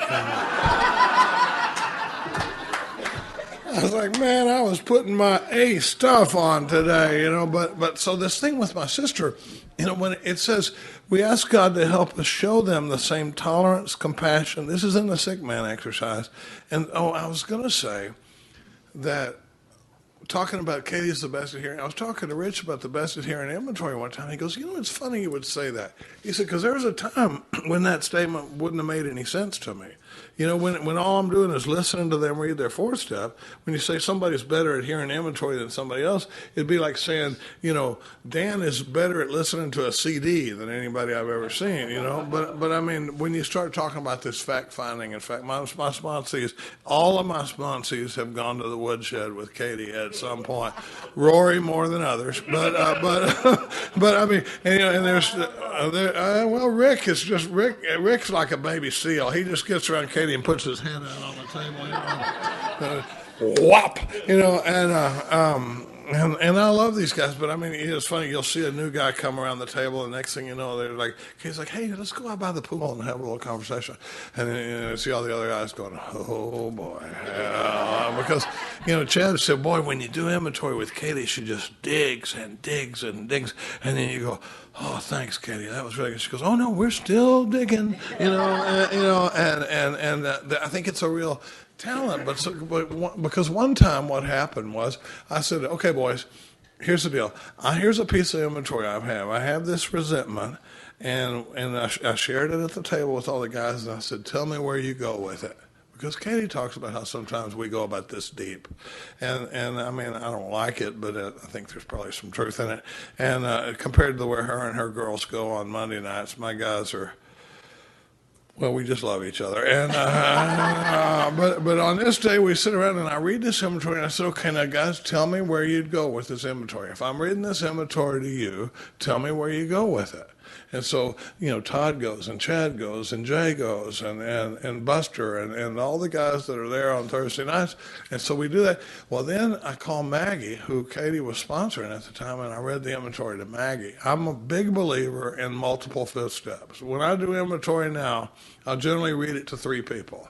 If I sit down now, if I do a 10th step on something, and it's fine if it goes away, but if it's with me for several days, I got to do a 4-column inventory. And now when I do a 4-column inventory, I'm able to do it with Myers, I'm able to do it with Lorenz, and I might call Marty. Or I did one with Mary Jo a while back, and I got a different perspective from each person on this inventory.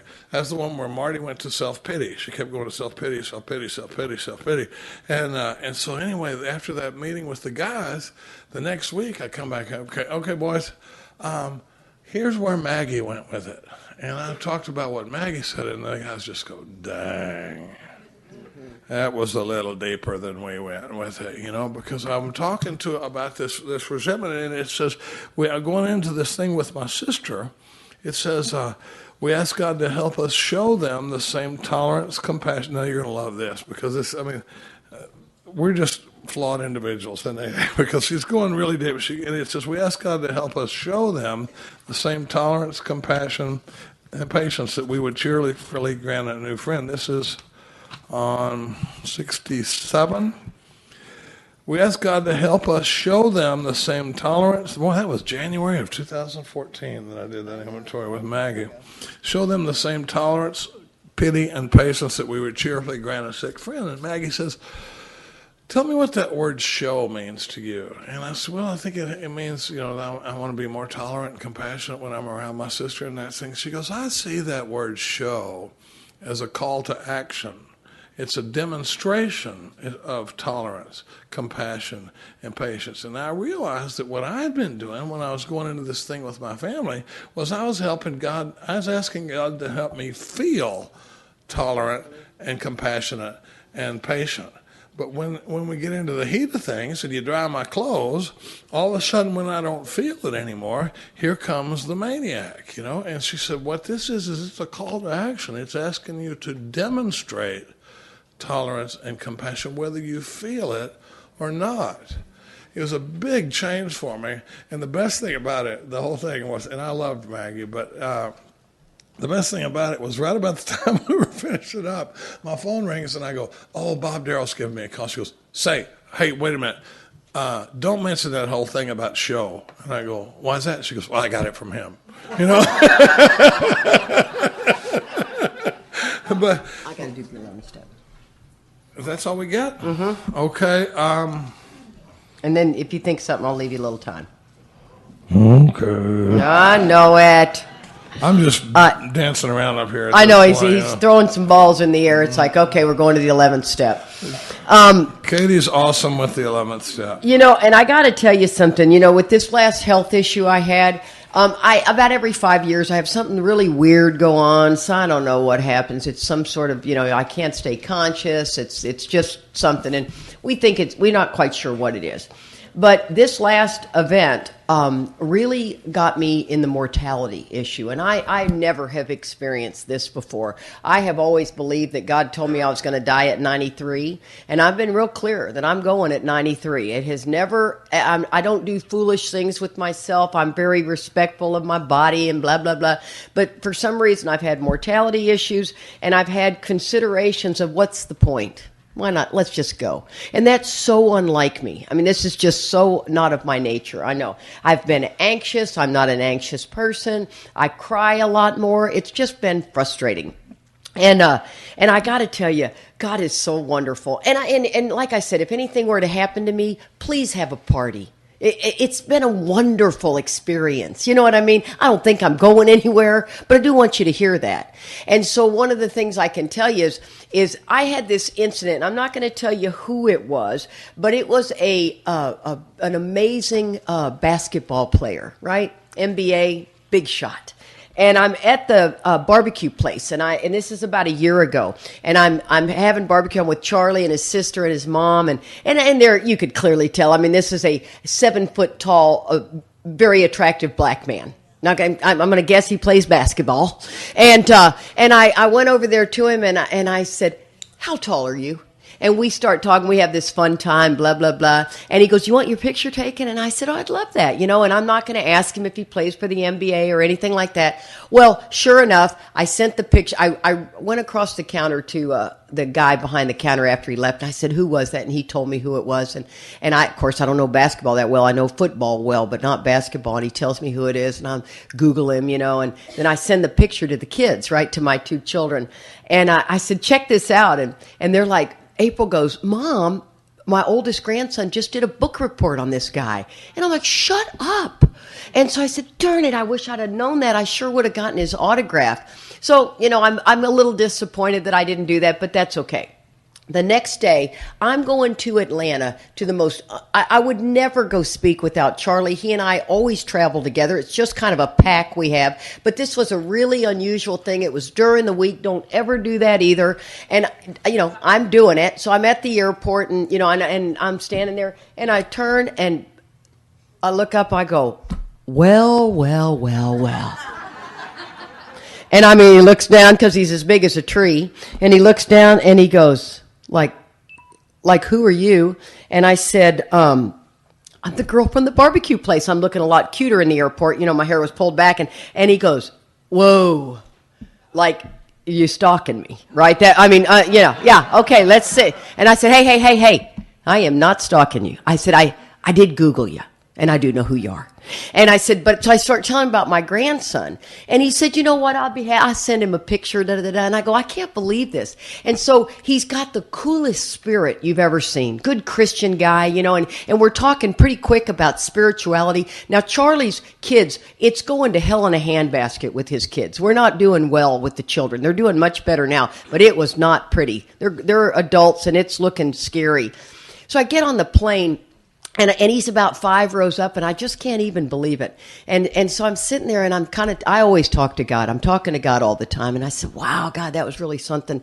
I can't believe I've run into him now. I get Max to get the picture, blah, blah, blah, blah, blah. And so then the next thing I know, the flight attendant comes out of first class, beelines it over to me, and she looks at me and she goes, I'm compelled to pray for you. And I went, really? And she leaned in my ear and told me this amazing prayer that everything was going to be okay. She goes, I don't know what's going on in your life, but I was drawn to tell you that. And I'm sitting there and I'm like going, God, this is just amazing. You're so unbelievable. You're just so wonderful. And so I'm sitting there with all of this happening. And so this guy and I get off the plane. And it's real important I not let you know who he is. That's the real important. So if you come ask me, I'm not going to tell you. So I get off the plane and I asked him, I said, can we talk? And he goes, yeah. And so we're standing off the plane talking. And I said, do you believe in divine intervention? And he said, yeah, I do. And I go, well, we're supposed to meet. I don't know why, but I know we're supposed to meet. And so I gave him my phone number, and he goes, I'd like to give you my number, which I'm thinking, cool. I'm not going to call him, but cool. And so he says, we're going to see each other again.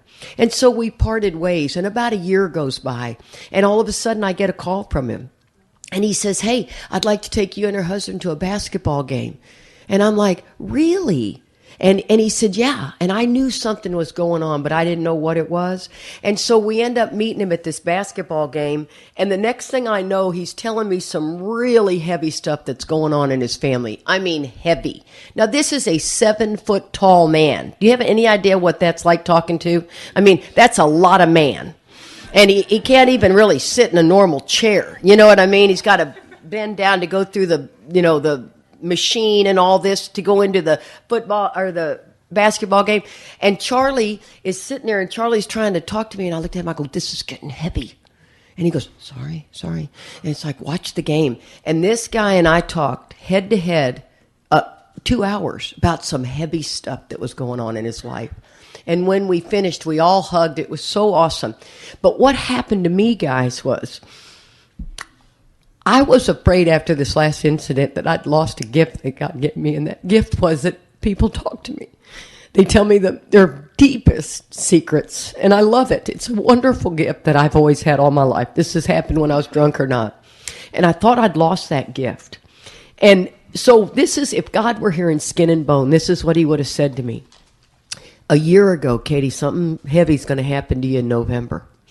And to this person, this guy, this NBA player, you're going to have some real troubles in your family. And I need you two to come together for this magic to happen. And at that moment, that magic happened. And we're not going to be, best friends forever, although I do call him my best friend. But it was so unbelievable. I needed that hand of God to say, I'm going to be okay. It's all going to be okay. You got the gift still. You didn't lose the gift. You're a little slow on the uptake of your memory, but it's all good. And this guy it was so special, and Charlie was just so moved. He said, this is really something big, Katie. And I go, how in the world does somebody like him pick someone like me and get that close and that intimate with? You see, that's what God's got in store for you guys. Why would you want to miss it? It just takes a 24-hour period. That's all we're asking. And so what this 11th step says is, this 11th step is so crucial that you be doing 10 steps and doing the 11th step. So hang in there. The 11th step, suggest prayer and meditation. Drop the word suggest. Suggest means to enter into the mind. That means do it. Okay? Don't think about it if you want to do it. Just do it. It says we shouldn't be shy on the matter of prayer. Better men than we are using it constantly. It works if we have the proper attitude and do it. The proper attitude is on page 55 if you want to write that up at that part.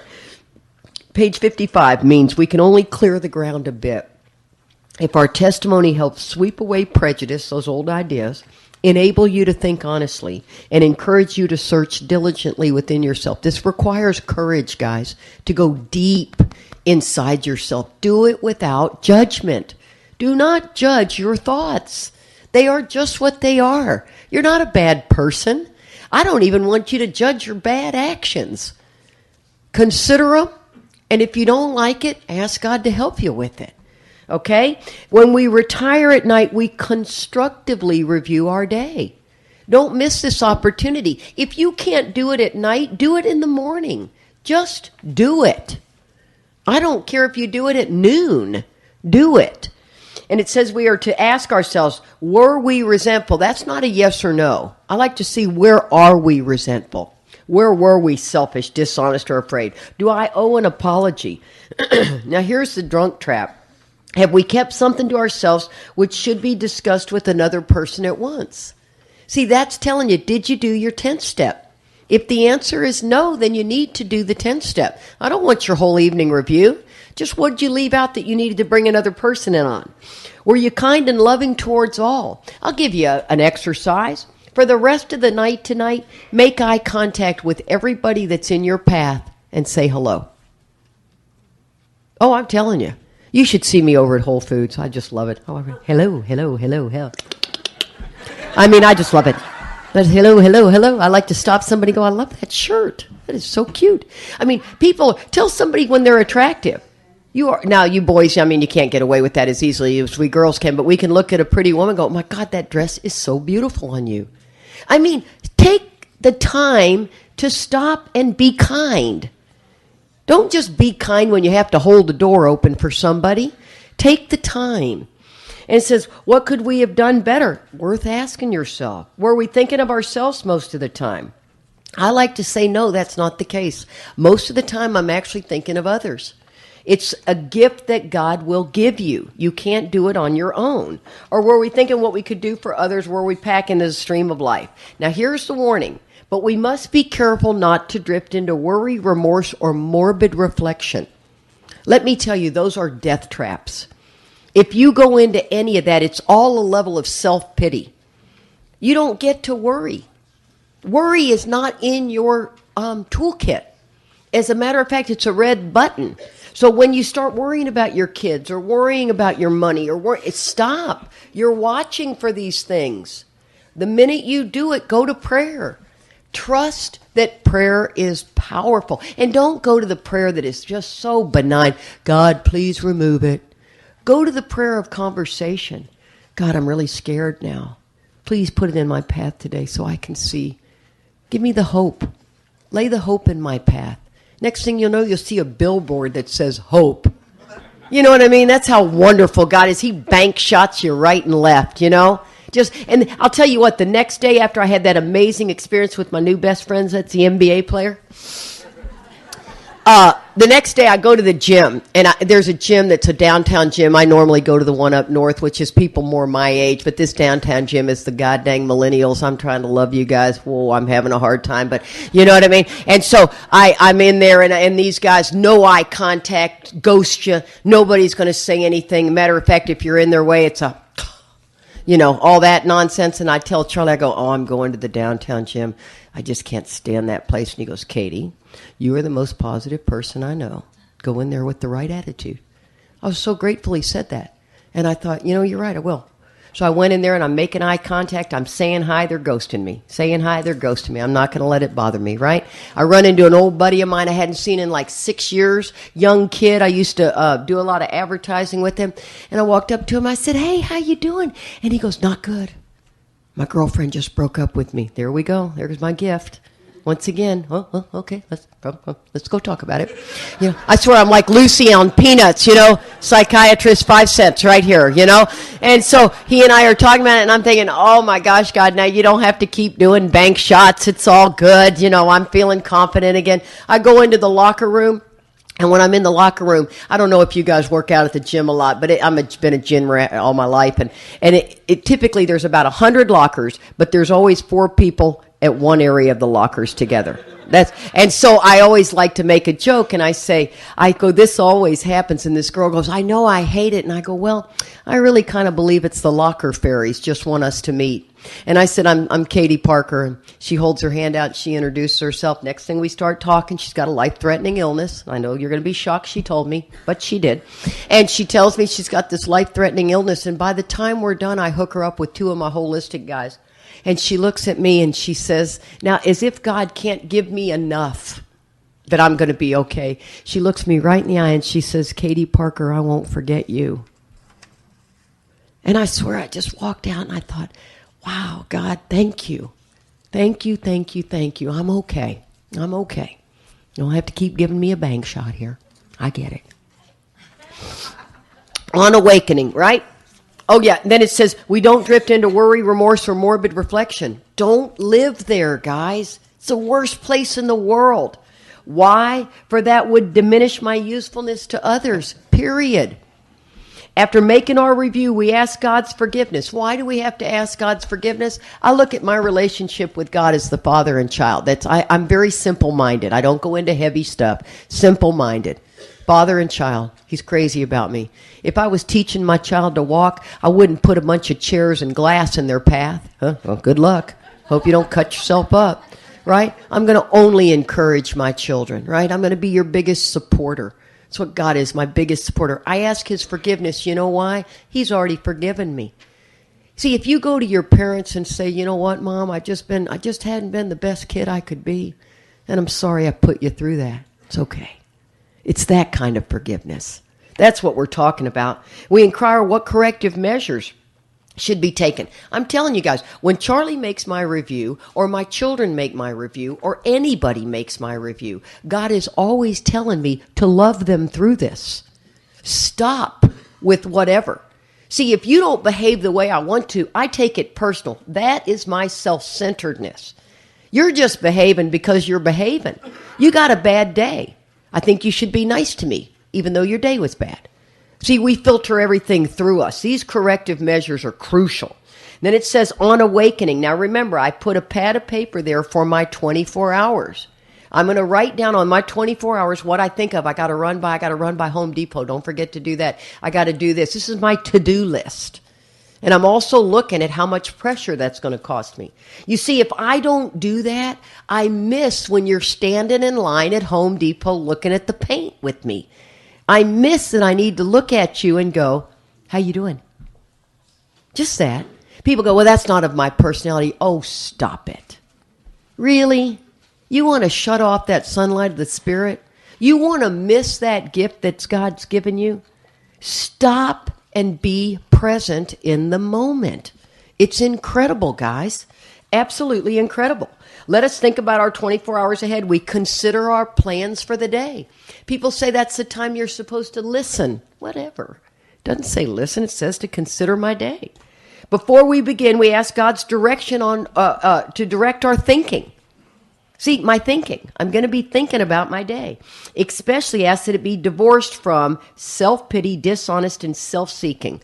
Now, isn't it interesting it doesn't say fear? Isn't it interesting it starts with self-pity? You know why? We are the glass half empty people. That is us by nature. Oh, of course there's traffic. Oh, of course that's happening. Well, that's just my luck. I mean, we've got every one of those statements down pat. Under these conditions, and the conditions mean state of mind, we can employ our mental faculties with assurance. For after all, God gave us brains to use. Now, people will use that line all the time. And I ask them, when was the last time you did a 10th step? How's your evening review doing? Have you done your morning prayer and meditation? Because don't be using your brain faculties if you haven't been doing what's required. You see, this is a promise if I've done the discipline. Otherwise, you're just in self-reliance.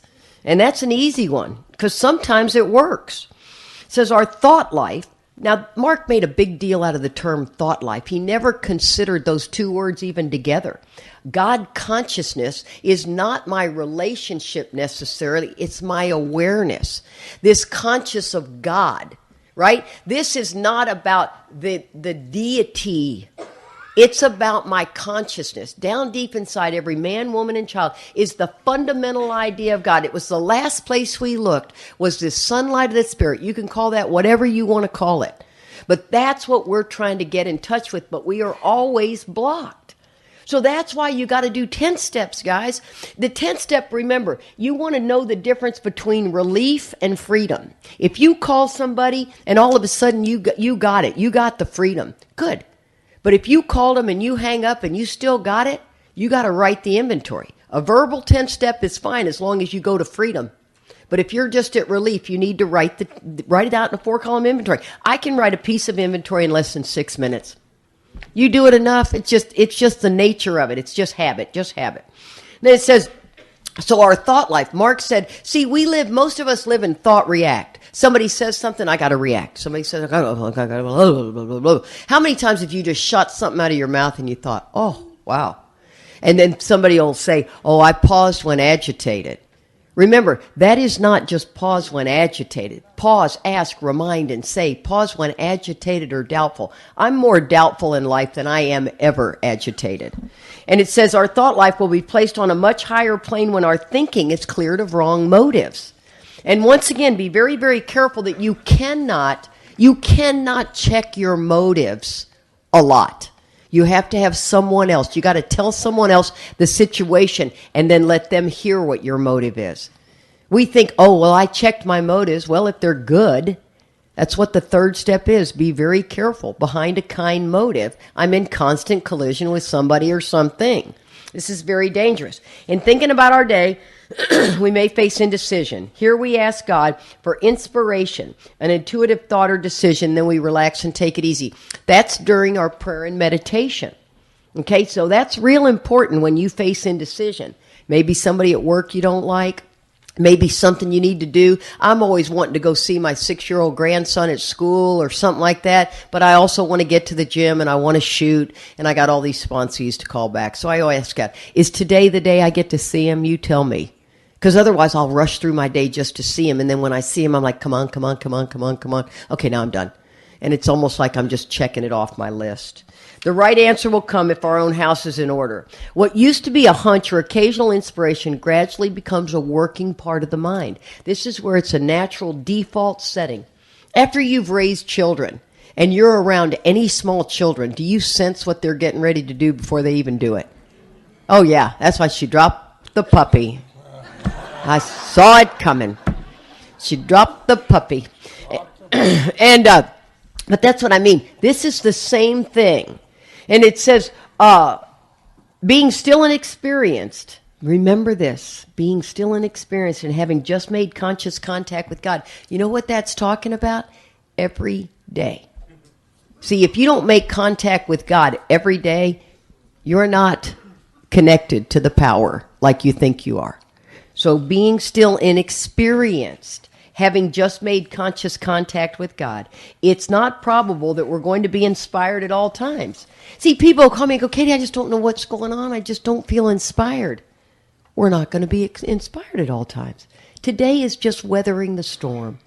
I always tell them it's just like being out to sea. Here comes a bad storm, just weather the storm. You know, I'm sorry, I'll hear the whole situation. I know they're working a great AA program. They're just weathering the storm. It'll be okay.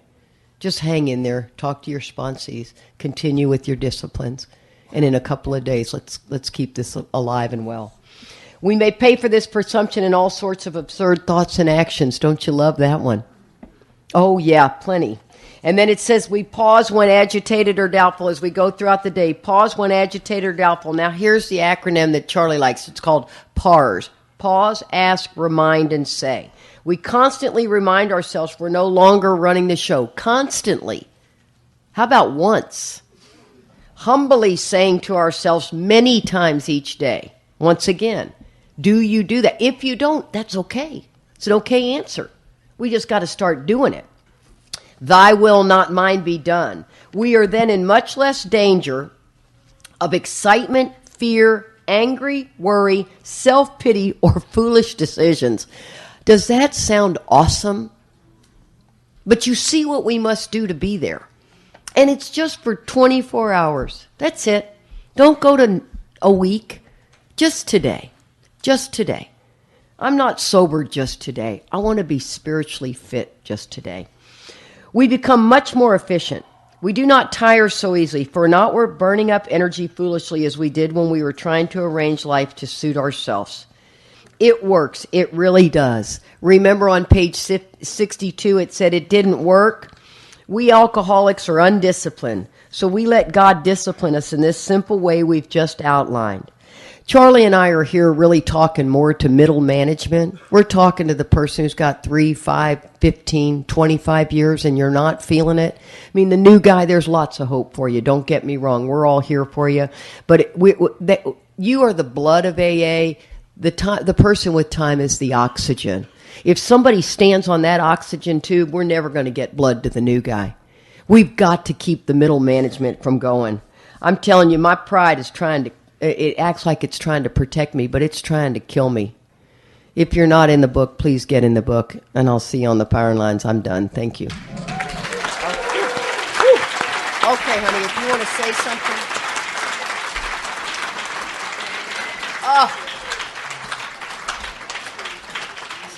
Well, I think anything I'll say after that is going to be kind of anticlimactic, but there's a couple of things I want to talk about. We've done it. We've covered a lot of ground in last night and today. But now we got up to 10 and 11. We haven't talked much about carrying the message. But one of the things I like to say is, if a guy has had a spiritual awakening as a result of this process, you don't have to force that guy to carry the message. You can't stop him from carrying this message. If you've had but the thing I want to talk about when we close, there's two things. Well, first of all, I could use some help on this one. I'm putting a project together where I want to make a pamphlet because, one of the things that me and Chris and Myers like to say is that most of the problems in Alcoholics Anonymous could be solved by good sponsorship. So I got me thinking. So if that's true, what are the things that we would tell our sponsees other than working the steps? And because if you spend a lot of time with a sponsor, you tell them not to do stuff, and usually though the way it happens is we do it when we're yelling at them, because I see them do something wrong. So I was thinking about making a pamphlet called "Things My Sponsor Yelled at Me About." But I think there's probably a better title for it. But some of the things that we would talk about if I'm going to talk to the sponsee is put AA first, pray. These are not living amends. Lead from the front. Make your bed in the morning. Look for guidance. Don't interrupt people. Fill your hands at the club. Pick up and do something without having to be asked to do it. Don't show up 5 minutes late for the meeting with the Starbucks in your hand. When you chair a meeting, have a topic. Have a tight topic. Don't talk too long in meetings that have 40 people in them. Stay on the topic. Avoid chanting. Think of other people's perspectives in lives. Go to funerals. One of the things that kills me when we talk about self-centeredness, I have sponsees where they go, I'm not really going to that funeral because I'm really not into funerals. And you're like, how self-centered can you be? I mean, show me the guy that just can't wait for his next funeral, I mean, it's like we go because, and if you ever have a funeral of a significant other, you remember the people that come and the people that don't come and that sort of thing. Think of others. Thank the speaker. I had a guy one time, I gave this whole thing on selfishness and self-centeredness out in Oxnard, California, and there's this big long, now they do receiving lines in California. There's this whole big old long thing, and then people are waiting just to say, hey, thanks for coming and that sort of thing. And I look to my right, and this guy's standing there, and he's walked up to the side. He goes, hey, man, I just want to say thanks for coming. I really don't like, standing in lines. And I go, buddy, did you hear that chunk about selfishness and self-centeredness? I said, do you really think that these are all the people that really dig standing in lines, I mean, and I love the guy, but don't text during the meetings or take notes. I don't even like for my guys to take notes on their phone because the newcomer can't tell whether he's on the big book or on Facebook when he's looking at his phone. Stay in your seat during the meetings. Try to stay to singleness of purpose. Ask your sponsor before you make a move. Here's what I'm thinking about doing. What do you think? Rather than always giving him the cleanup role. Look for the new guy. Look for the newcomer. Greet him. One of the things I talk about when we look for the newcomer in the meetings is when everybody's laughing in the meeting, look around for the guy that's not laughing. That's the guy where you can go to work. You go up and go, hey, man, how's it going? Are you new around here? And that sort of thing. Build character. Don't do esteemable acts. Don't steal. Don't lie. Keep commitments. Try to date single people. Actually do the steps. Get some sleep. Put the baby to bed. Wear a coat and tie when you speak. don't date for a year with question marks all over the place. Don't put yourself in the first column on your amends. Put money in the basket. Don't gossip. We don't shoot our wounded in AA. These are all byproducts of the principles, and there's a couple more about have a home group, go to the group conscience meetings, and get a commitment at the group. Those are all things that's just a short list that I've been putting together, and I'm always open for other people's donations. So that some of you have, if you think of something, send it to me in an email, and I'm starting to compile some of this. In closing, I just want to say one thing really quick. We've covered a lot of grounds, and when I say I had my biggest spiritual awakening at 17 years of sobriety, I'm telling you, I almost missed it. All this experience that we're talking about this weekend, I almost missed it. If I had died in that plane crash in 2003, I would have missed it. If you'd have come to me when I had 17 years of sobriety and said, Charlie, the thing that's going to change your life and set you on fire is the program of Alcoholics Anonymous, coming right out of the big book of Alcoholics Anonymous, I would have told you you're nuts, because I've been in AA for 17 years. And I know what AA has to offer me. I'm telling you, my boys, we like to think of ourselves as a little pocket of enthusiasm on Thursday nights. We like to think that we're a little group of guys that are doing the deal right.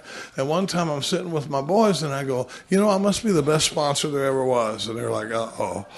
And I said, because none of you guys obviously have experienced selfishness, dishonesty, resentment, or fear in the last 2 weeks, or else you're 10-stepping it with somebody else. And they're like, we're not talking to anybody else about it. And I go, look how hard it is to get us to work a basic, fundamental AA program. We're not talking about anything really advanced, just evening review, morning meditation, 10 steps through the day. Forget saying to ourselves many times each day. How about saying to ourselves once a day, thy will, not mine, be done.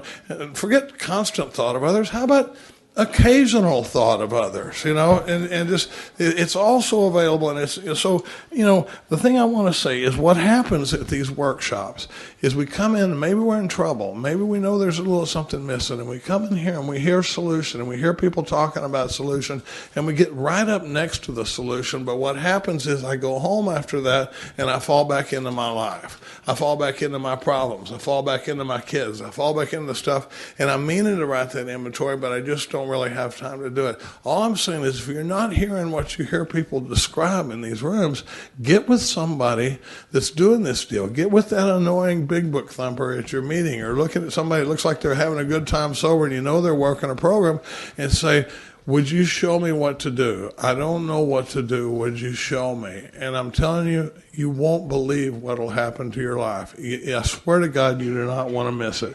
In the big book on page 152, it says, the most satisfying years of our existence lie ahead of us. Ask yourself, is that your belief? Or does it feel like it peters out after 10 or 15 years? I'm telling you, there is more available to this deal. Get with somebody and do the deal and hang on to your hat. You won't believe what's going to happen. My name is Charlie Parker. I'm alcoholic.